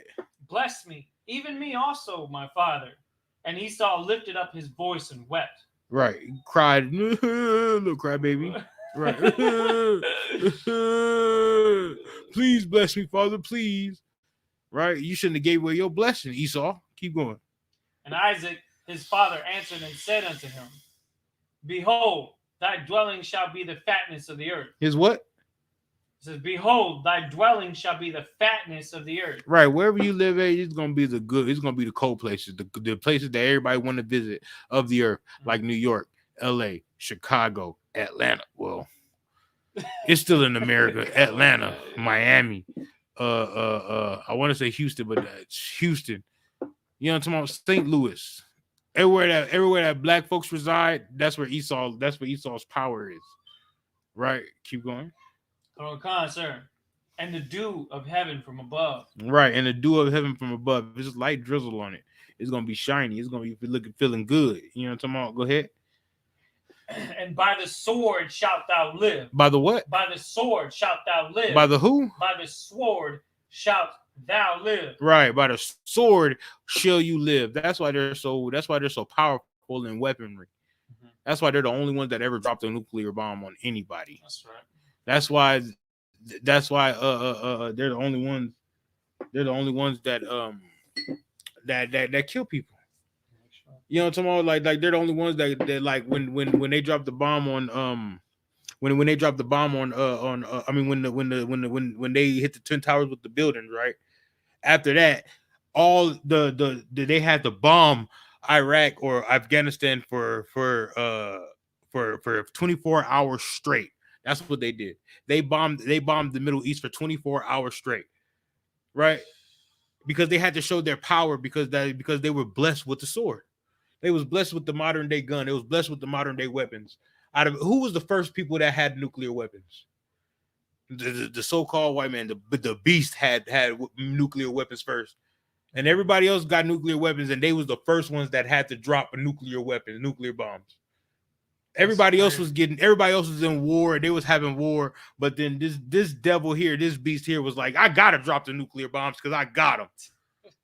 You know what I mean? Like right now, when we right now in the world, they have problems. Everybody has nuclear weapons nowadays, right? But nobody wants to drop nuclear weapons. Nobody wants to fight with America. They know America's going to drop those nuclear bombs.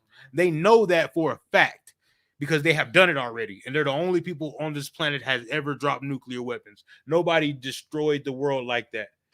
Go ahead. But they didn't do it once. They did it twice on 2 different cities. You know what I mean? Like that, like good night. Good night. They weren't like, yeah, we're gonna push the button once. They was like, push the button once and we're gonna do it twice. And they destroyed 2 whole cities, man. Go ahead. Just expounding on your point, because when you're looking at the 4th beast being Rome and how they were so warlike that it was admired by many people. Right. Of course, in an adversary, you find some form of respect in saying that, yep, you're doing your job as the devil. You're doing your thing. And you're taking it to the 2nd level, 3rd level. You're taking it up to 11 with all of that, with the technology that they ended up having by the time even World War I came into play, where you had the beginning of you had modern warfare beginning in World War I, to the point where they were using things like mustard gas that was so terrible, they had to make laws to keep people from using that in war. It's like, hold on a second, we got to have rules for war because y'all taking this way too crazy. Right. Shotguns in the trenches. Way too crazy. You see the damage it's doing to these people. You see how many bombs are being dropped during the trench warfare in World War One. Just bombs all day, every day, dang near to the point where the earth is being shaken from the number of bombs being dropped. Like this is him living by the sword right here. You know what I'm saying? Like you want to know something? That they live by the sword is one thing, right? But they really live by the sword. Like they really be threatening everybody with war. Like, you know what I mean? Like Donald Trump was in office and he was really going around like I remember they asked him about Kim Yim Jong Un. I don't know, the dude in North Korea. They was asking about him, right? He was like, he's like, I'm not afraid of him. We'll drop bombs. Like, you know what I mean? Like they really be threatening everybody with war. Like if you want some, come get some. Like they they really like they're blessed with the sword. They know it and they flaunt it. That's it. You know what I mean? They flaunt it. Come on, sir. Like it's like that precept when they were saying that we're gonna lift up that skirt and we're gonna show the world their nakedness. You know what I mean? Like they be flaunting it. You know what I mean? So they want somebody to lift up their skirt. You know what I mean? That's why the Most High told them to bring out their mighty men. Bring out your mighty men. you know what I mean? Bring out your mighty men. You know what I'm talking about? Come down to the valley of Jehoshaphat. That's why the Most High was like, yeah, so you a bully, huh? All right, I'm gonna see. We're gonna see how the bully rock. Right, we're gonna see how the bully go. Like, that's right. You know what I mean? That's how the Most High. The Most High is a man of war. He's a tacticianist. I don't know if that's a word, but he's a tacticianist. Like he's ready. Like man, the Most High is like, yeah, I'm gonna put you in power. I'm gonna destroy you. You know what I mean? Like Romans 9 say. That's right. Yeah, I'm gonna put you in power, like, and I'm gonna destroy you. You know what I mean? But let's keep going. We was in verse 40. Yeah. Genesis chapter 27, verse 40. And by the sword shalt thou live. Right, because they are the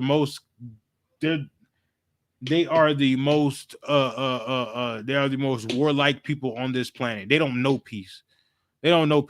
Like they said, they talk peace. They it was smooth words, but war was in his heart.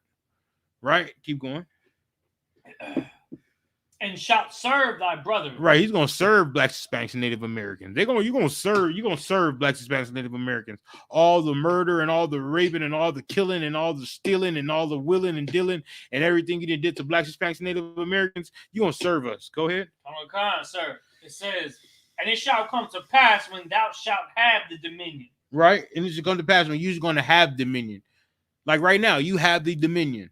You have the dominion over the earth. Right, because the earth was given into the hands of the wicked, right? That's right. But if you're not the devil, right, and if not him, then who? Where? Who is the devil? If not this great oppressor right here. Keep going. That thou shalt break his yoke from off thy neck. Right. Because you're gonna get it. the yoke that's around the Blacks, Hispanics, and Native Americans' neck is going to be broken when Christ cracked those skies. That's right. It's getting broken right now by brothers coming into the truth, sisters coming into the truth, learning their nationality, learning the law, statutes, and commandments, keeping those laws, statutes, and commandments, and the Lord is bestowing favor upon us. Right, but when Christ cracked the skies, the final yoke is going to be broke. They will never be in power again. Right? What's up, Bach? If I could, sir, Salakia. Esau is such a devil that he destroyed himself. That's how crazy he is. That's how wild he is. Right. And he has all these weapons. He has all this physical power. But none of that can compare for what the Most High has given us as a weapon. The Most High gave us brotherhood as a weapon. Right. That is a weapon that'll destroy all of the weapons that he has. Right. We fight spiritual battle. This is something that's more important, and this is something that's more powerful than you can even imagine. Imagine a nuclear bomb is nothing compared to the power that the Most High gives us. Damn right, because when the nuclear bombs, when Christ cracked them skies, nuclear bombs, they're gonna work. Right. How you gonna push the button and it's gonna be like pew, pew, pew. Like, you know what we gonna do now? I don't know, but by that time, Christ already in your bunker. That's right. You know what I'm talking about? He just sent some brothers in your bunker. We here now. Like, so what was that? All that you was talking? Yeah. You know what I mean? You was gonna do what? You remember all that movies? You remember all the movies you saw? Well, what's that movie? I was watching the Signs. You remember Signs? You want to like? So what was that? All that you was talking on the movies? Yo. Oh yeah, do that now. Yeah. Oh, you can't, huh? Yeah, I know you can't, right? Like, you feel me? Yo. Go ahead. So like just adding what you're saying, the cinematic, he always brings out his glory in his movies, right? Yeah. I was watching the other day Predator, right? Oh yeah. About the alien coming in, and they put the champion of Earth. They put Arnold Schwarzenegger, the swollest white guy that they could grab to put on the screen, right, to represent white people in the fight against an unknown threat from outside this planet. What do you think they meant by that? Mm-hmm. What do you think they meant by that? By the sword thou shalt live. You see Arnold Schwarzenegger go toe to toe with the Predator, right? That's like to hype them up. Like it does something to their spirit. It hypes up the mentality to say, hey, you know what? We can continue to fight. We can beat anything that comes against us. They have that type of mentality because the Most High built them to be that way for the fight that's to come. And right. Then that's the narrative. You know what I'm saying? The Most High is cinematic with it, setting this whole thing up. And that's what's the beauty of it, because you get to see that fourth beast that we've been talking about in this whole entire breakdown being taken down, being destroyed. Right. That's right. Being destroyed. Damn right. All right. Damn right. All right. We get to see that we get to see that devil be destroyed. Let's keep going. Wait, where we at? No. Give me Revelation 13 and start at 5. Revelation chapter 13 and verse 5. And there was given unto him a mouth speaking great things and blasphemies. Right, and given unto him there was a mouth speaking great things and great blasphemies. God loves everybody. The Old Testament is done away with. Right. Christ is a white man. Mm-hmm. You know what I mean? These are blasphemies. A woman and a woman can get married. A man and a man can get married. The law is done away with. Right? These are blasphemies against the Most High. These are lies, rotten, filthy lies. Go ahead. And power was given unto him to continue 42 months. Right. Keep going. And he opened his mouth in blasphemy against Yahweh. Right. To blaspheme his name. Right. And his tabernacle. Right. And them that dwell in heaven. Right. So it says blaspheme his name and his tabernacle. There's one word to sum that up. Salah, if I could. Go ahead. Is it Christianity? Oh, you got it. I think you didn't heard this class before or something. No, I mean it's Christianity, I've been listening to Command General House since 2010. Let's just say that. It's Christianity, right? Because Christianity is I want to say opposite, but it directly opposes the Most High. Right? Because they tell you don't worship other gods, and then Christianity tells you can worship Christmas, Thanksgiving, Easter, your birthday, New Year's Eve, Valentine's Day, Memorial Day. There's no day that's in the world that's not in the Christian church. Even Halloween is in the Christian church. Come on. Christian churches directly, they even tell you that the Sabbath day is Sunday, not Saturday, right? Not the Sabbath. So they're directly against the Bible and against the Most High, directly, right? And that goes and that goes along with Islam, with Buddhism. They're all really Christians anyway. All of them are really Christians. Why? Because anybody can be a part of Christianity. Anybody can be a part of Christianity. So anybody can be a Muslim, anybody can be a Buddhist, anybody can be a Seventh-day Adventist. What's that? Can worship Krishna. You know what I mean? Confucius. Anybody can do that, right? So they're all really Christians. They're all really Christians. They want God to love everybody. They're all the same.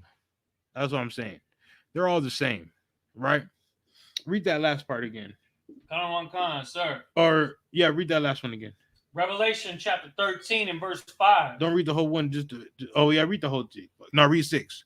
Verse 6. And he opened his mouth in blasphemy against Yahweh, to blaspheme his name and his tabernacle and them that dwell in heaven. Right. They do that with Christianity. They blaspheme everything that the Most High talks about.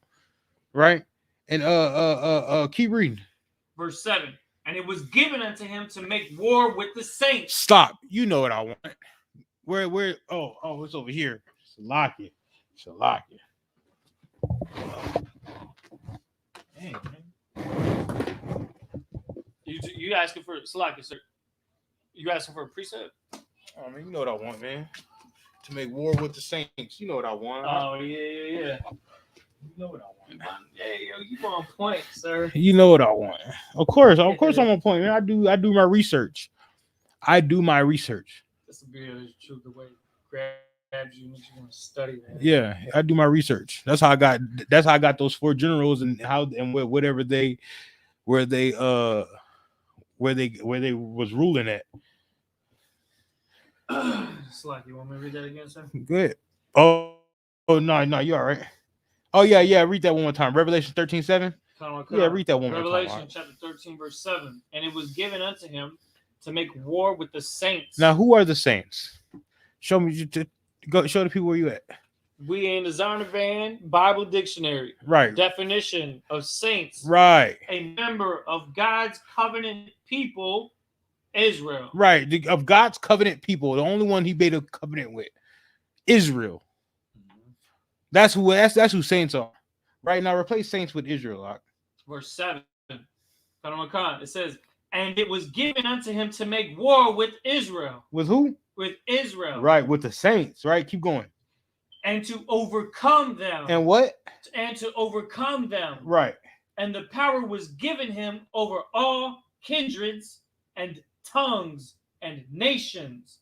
And all that dwell upon the earth shall worship him, whose names are not written in the book of life of the Lamb slain from the foundation of the world. All right. Go back to verse 7. Verse 7. And it was given unto him to make war with the Israelites and to overcome them.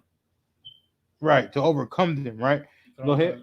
And power was given him over all kindreds and tongues and nations. And who? And power was given him over all kindreds and tongues and nations. Right. Keep going. Wait. Give me Deuteronomy 28:49. Give me Deuteronomy 28:49. Now, when it said all kindred, tongues, and nations, right? Let's see what they're talking about, because the Bible's not contradicting itself, right? So the saints are Israelites, right? So people, kindreds, and tongues must be all Israelites also, right?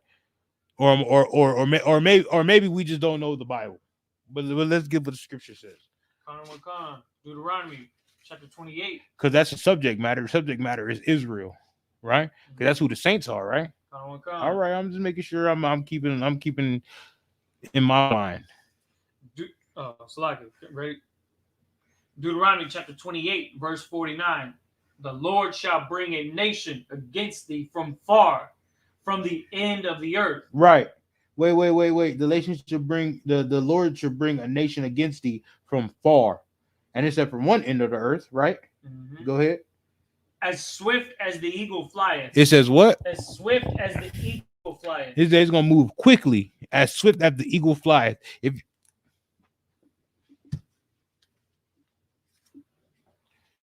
I got $1.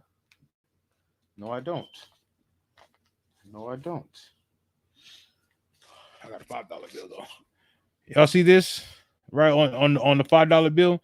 You see that? That's an eagle right there. Don't pay attention to the white man on the money. Pay attention to that. That's an eagle right there. Do I got a quarter in my pocket? I don't have a quarter in my pocket. It's on the quarter. It's a dime. It's on the nickel. All of your money has an eagle on it, right? Read that part, last part again. Another one, come on. As swift as the eagle flieth. Right, as swift as the eagle flieth. Right. Go ahead.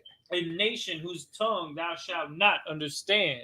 French. Keep going. Say it one more time. A tongue, a nation whose tongue thou shalt not understand. Spanish. A nation whose tongue thou shalt not understand. English. A nation whose tongue thou shalt not understand. Patois and Creole. A nation whose tongue thou shalt not understand. You do not understand these nations' languages. That's what it's talking about, man. Keep reading. Come on, sir. Verse 50. A nation of fierce countenance. Of what? A nation of fierce countenance. Right. Which shall not regard the person of the old. Right. He's not gonna regard the who? The person of the old. So when Dylan Roof Storm went into that church, right? And it wasn't young, it was old folks and young folks in that church, and he murdered everybody. He didn't murder one person, he didn't murder the young or just murder the old. He murdered young and old. That's right. Keep going on. Nor shall favor to the young. Right. So he's not gonna show favor to the old or the young. They killed old folks, they killed young folks. Right. Ask Trayvon Martin. Ask Tamir Rice. Right. Ask George Floyd, because George Floyd was an elder man. He wasn't young. He wasn't 25. He was 40 something. Ask him. You can't. Why? Because the oppressor is the devil that the Bible speak of. Keep going, Art. And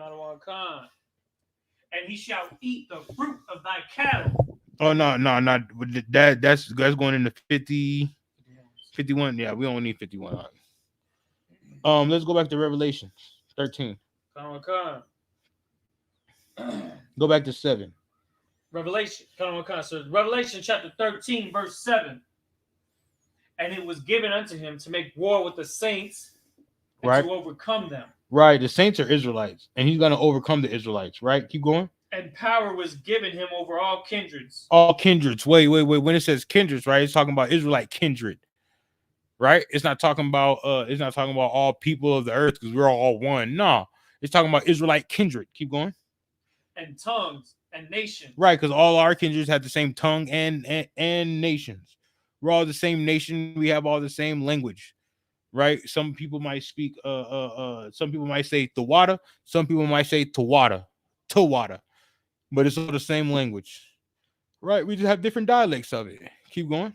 Verse 8: And all that dwell upon the earth shall worship him. And all what? And all that dwell upon the earth shall worship him.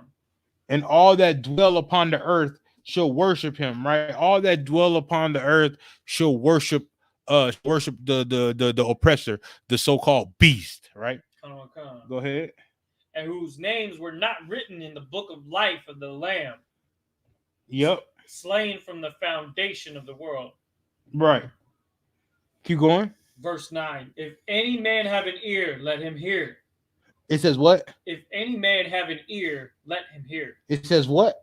Let any man, it's like it. If any man have an ear, let him hear. Right. Now stop. Right. Now give me Isaiah 14, verse 16.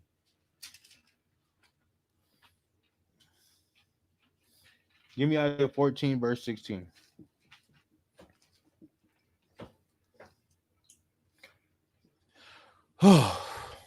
This is a Tawab class. Tawab class. Did we get to the end, sir? No, we ain't nowhere near the end. That's what Oh no, we ain't nowhere near the end. What time? We finna end it soon because we're gonna pick up next week. Go ahead. Isaiah chapter 14, verse 16. Right. They that see thee shall narrowly look upon thee and consider thee, saying, Right. Is this the man that made the earth to tremble? Right. So subject matter, right? This is Isaiah, right? He got a vision about what's gonna happen in the last days or after the last days about Esau and other nations going into slavery, and the vision of who the devil is, right? And read 16 again. Verse 16. They that see thee shall narrowly look upon thee. Right, and this is him talking about Esau. He said, and them that see thee, right, him that see you, then they should narrowly look upon you and be like, go ahead. Saying, is this the man that made the earth? Wait, is this the what? Is this the man? Is this the spirit? Is this the man? Is this the little being that in hell with horns and a pitchfork? Oh my God! Is this the man? Is this the man? Right. That's what they're gonna be looking at the beast and saying the man, the devil is saying, is this the man? You know what I'm talking about? Is this the man? This him? Right. Go ahead. Is this the man that made the earth to tremble? Right. Is this the man that is this the man that bombed Iraq and Iran, or not Iran, Iraq and Afghanistan? Right. Is this the man that the world was terrified of? Is this the man that dropped bombs on Hiroshima and Nagasaki? That's right. Is this the man? This is him. This is him. They're gonna be in a display. This is him. This is who y'all was talking about. This the dude that this the guy right here. This is Trump. This is Biden. Right. Yeah. This the man that y'all was scared of. Yeah, That's what they're gonna say. Go ahead. Verse 16 it says, "This the man that made the earth to tremble." Right. This the man that was killing the earth. This the man that was destroying y'all. This the man that was killing blacks, Hispanics, and Native Americans, like about our truckloads. Is this the man? This the man that was murdering y'all in the streets? This is the man. This him. Okay. That's how they gonna feel. Go ahead. That did shake kingdom. Right. This the man that was dropping bombs on everybody. This the man that got a military base in every kingdom on earth. This the man that y'all scared of. That's what they saying. Go ahead. Verse 17. That made the world as a wilderness. Right. This is the man that took all the trees and made houses. This the man that was taking all the oil. This the man that was polluting the water and the earth. This is the man that was doing that. This the man they're gonna be astonished. Is that the word? That's the word I want to use. They're gonna be astonished, surprised, like what? This the man that y'all was scared of? Go ahead. Come on, sir. That made the world as a wilderness and destroyed the cities thereof. Right. And destroyed all the cities. This the man that y'all was scared to come with tanks and drones and nuclear weapons. This the man that y'all was scared of. This him. Okay, go ahead. That opened not the house of his prisoners. Right. That opened not the house of his prisoners. That kept us prisoners. This the man that kept Israel prisoners. This the man that kept Black, Hispanic, and Native Americans in their country and wouldn't let them go. This the man. Go ahead. Come on, sir. Verse 18. All the kings of the nations, even all of them, lie in glory. Right. Everyone in his own house. Right, because everybody else was able to keep their own house except Israelites, man. Except Blacks, Hispanics, and Native Americans. Everybody else was able to worship their gods, keep their temples, do whatever they want to do, right? Except Blacks, Hispanics, and Native Americans. We're the only ones that they won't let free. They're the only ones they won't let free. They won't let be them. Right? We're the only ones that when we say we love Blacks, Hispanics, and Native Americans, right? And that we should keep God's commandments, they call us hate.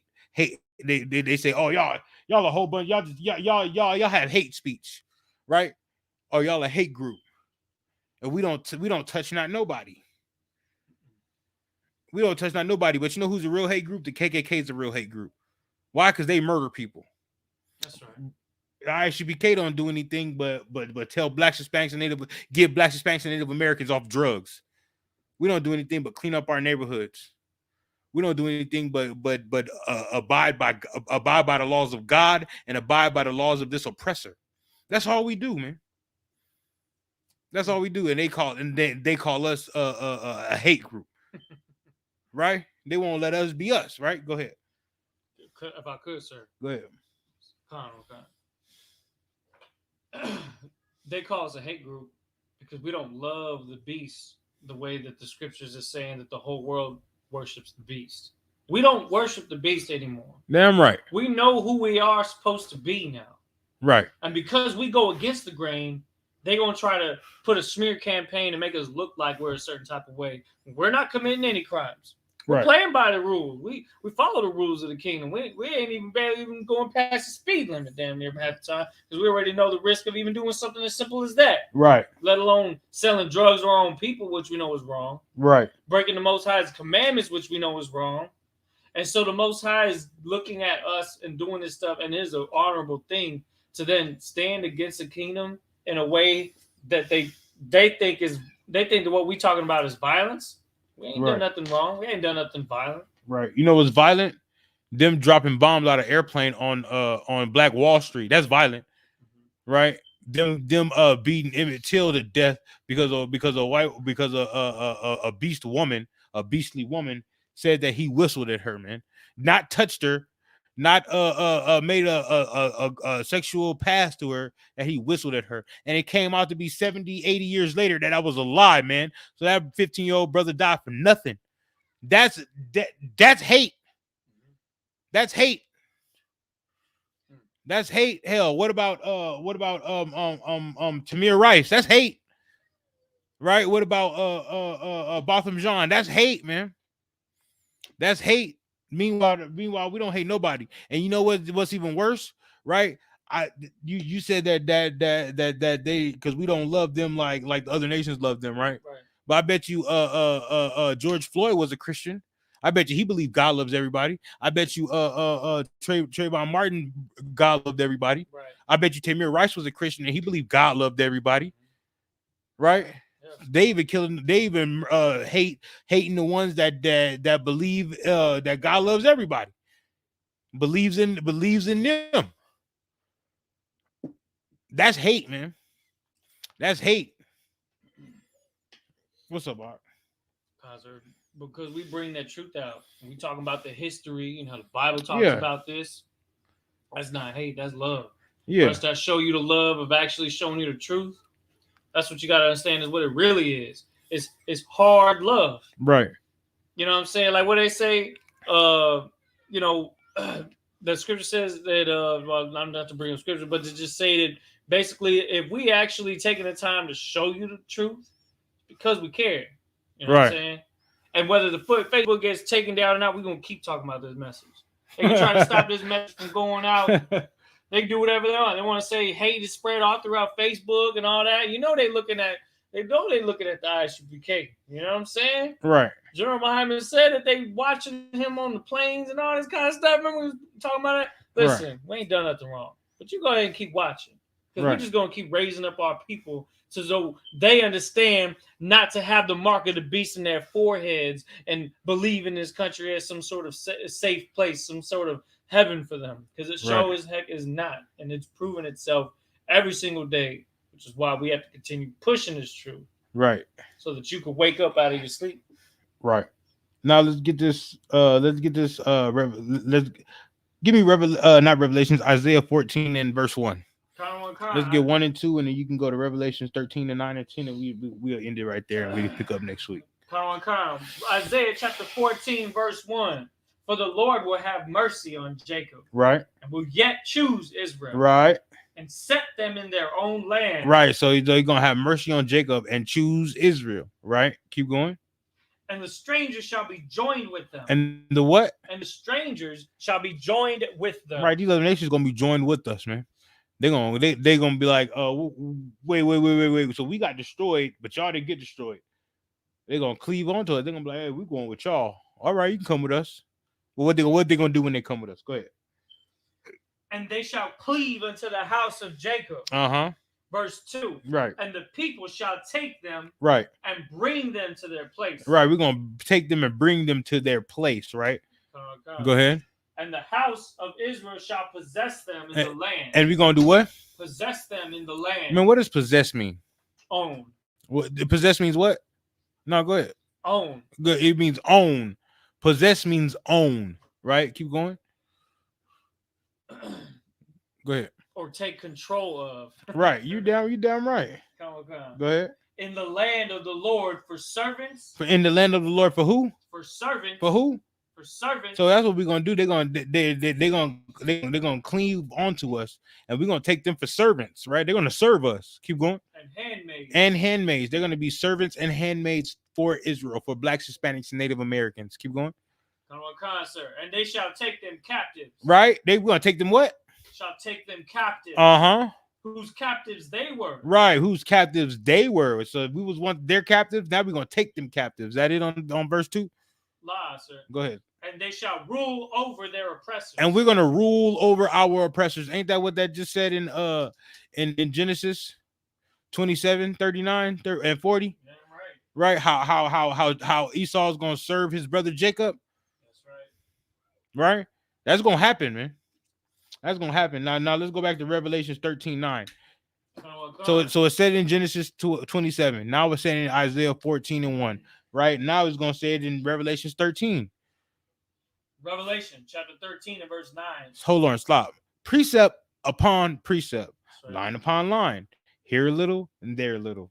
That's how you do it, man. Go ahead. Sir. Verse 9. If any man have an ear, let him hear. Right. So, everybody got ears. It's talking about understanding. If any man have an understanding, let him understand this. Right. And it's not talking about any man. It's talking about any Black, Hispanic, and Native American man. Right. Go ahead. He that leadeth into captivity. Right. So he that took you into captivity, Black man, Hispanic man, Native American man. Go ahead. Shall go into captivity. So he that took you into captivity, Black, Hispanic, and Native American man, shall go into captivity. Right. And all nations had you in captivity. Israelites. Go ahead. He that killeth with the sword. All of them killed you with the sword, the modern day gun. Right. Go ahead. Must be killed with the sword. They must be what? Must be killed with the sword. Man, that's that crafty counsel they talking about. That's right. Anybody that killed you with the sword must be killed with the sword. Black man, Hispanic man, Native American man. It's called justice. That's right. Go ahead. Keep going. Here is the patience and the faith of the saints. Of the who? Of the saints. Now, what does saints mean? Israelites. The saints mean Israelites. Here's the patience and faith of the Israelites, man. Mm-hmm. And that ends the scripture breakdown class. We'll pick up next week. Clap it up. Right? Because we had ISUPK, start out of 1 West, 125th Street, Harlem, New York, under Commander General Johanna. And we've been teaching Blacks, Hispanics, and Native Americans the truth since 1969. And with that, I pass the class over to Trooper Yalawan. Sir. Let's see what we got here. Slide this. I'm trying to tell you, it's cool. I'm gonna fix it all. We're gonna fix it up. The ISUPK security announcements. Right. We are the ISUPK, started out of 1 West 125th Street, Harlem, New York. Rule for the new brother and sister. When a new brother or sister comes into the school, they are off limits for 6 months. They are to be saluted only. They are here to shed themselves of the world. If they need transportation, the teacher will arrange it. After 6 months, if a brother or sister has an interest in a particular person, he or she must get permission from the head to speak to a brother or sister. There is another 6 months in which the brother and sister will court each other.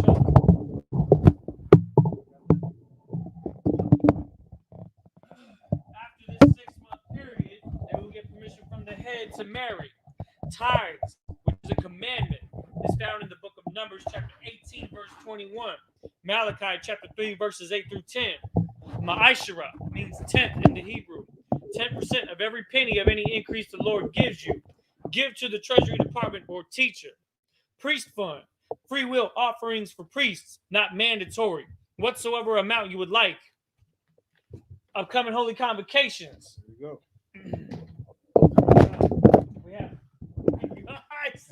Ain't no space. We have the feast of the dedication, Hanukkah, which is to take place on the 25th day of the 9th month by the space of 8 days. This is to take place Sunday, the 28th of November, 2021, for 8 days. You can find this in the book of First Maccabees, chapter 4, verses 52 through 61. If anybody wants to be a trooper in the school, start wearing all black. That means boots, shirts, pants, headband, and scarves. And with that, that concludes the Isupk security announcements. Right. And with that, I imagine.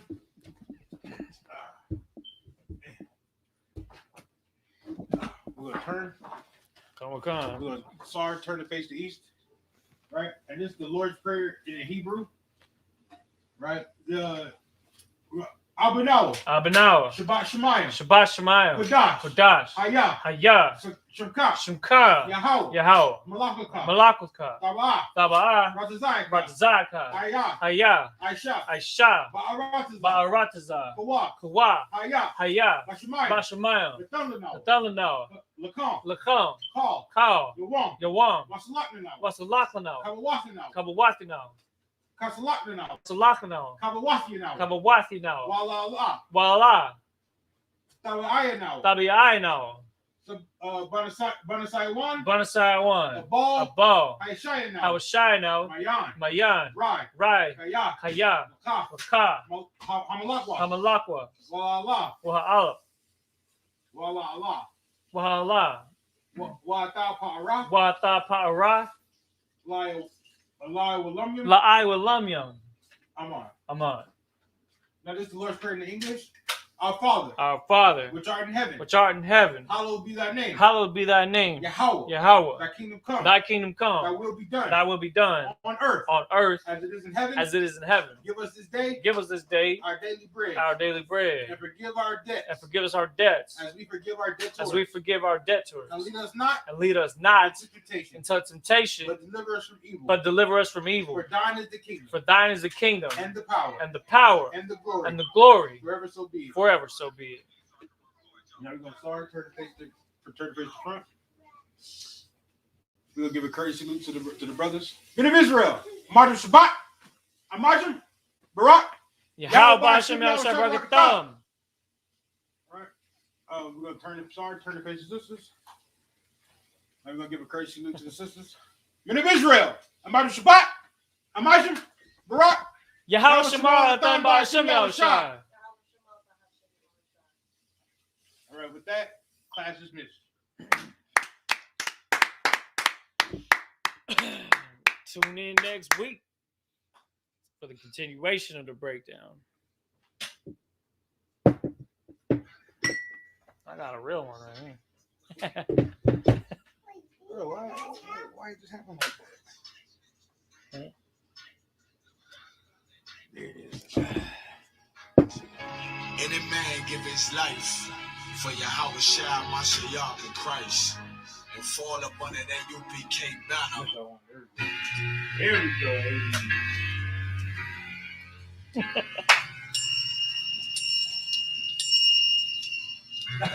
We do it like that. Hey, this stuff right here, be careful with this. This right here. Is that a... That wasn't me. Swing low, give me out this plantation. I ain't on the block no more, no branch waiting. I don't even bet no hoes, my ribs stay in. Try to keep them humble and never run in the streets. My kids speaking Hebrew, so you know that I keep it. It's hard, I'm trying to keep up the peace. I'm waiting on the sun to return and cut off the peace. Tell them I'ma be in war mode and face this. I know it's a second chance when I take it. That's why I don't slow down so more, and I don't face it. Satan still want me back, he gotta face it. Smoke don't touch these lungs, I'm feeling strong again. Lost a couple LBs, even started to jog again. I get suited up now, and I ain't talking about cardigans. Hey, what's up, Mom? The enemy is listening to the but I ain't ready. I'm with that. Really like, oh, they ain't had the tacos. Oh, they ain't had tacos Tuesday? I was going down here to taco Tuesday. There's a food truck right by the ATV down the street. There's tacos. Yo, wait. Yo, you're about to leave or what?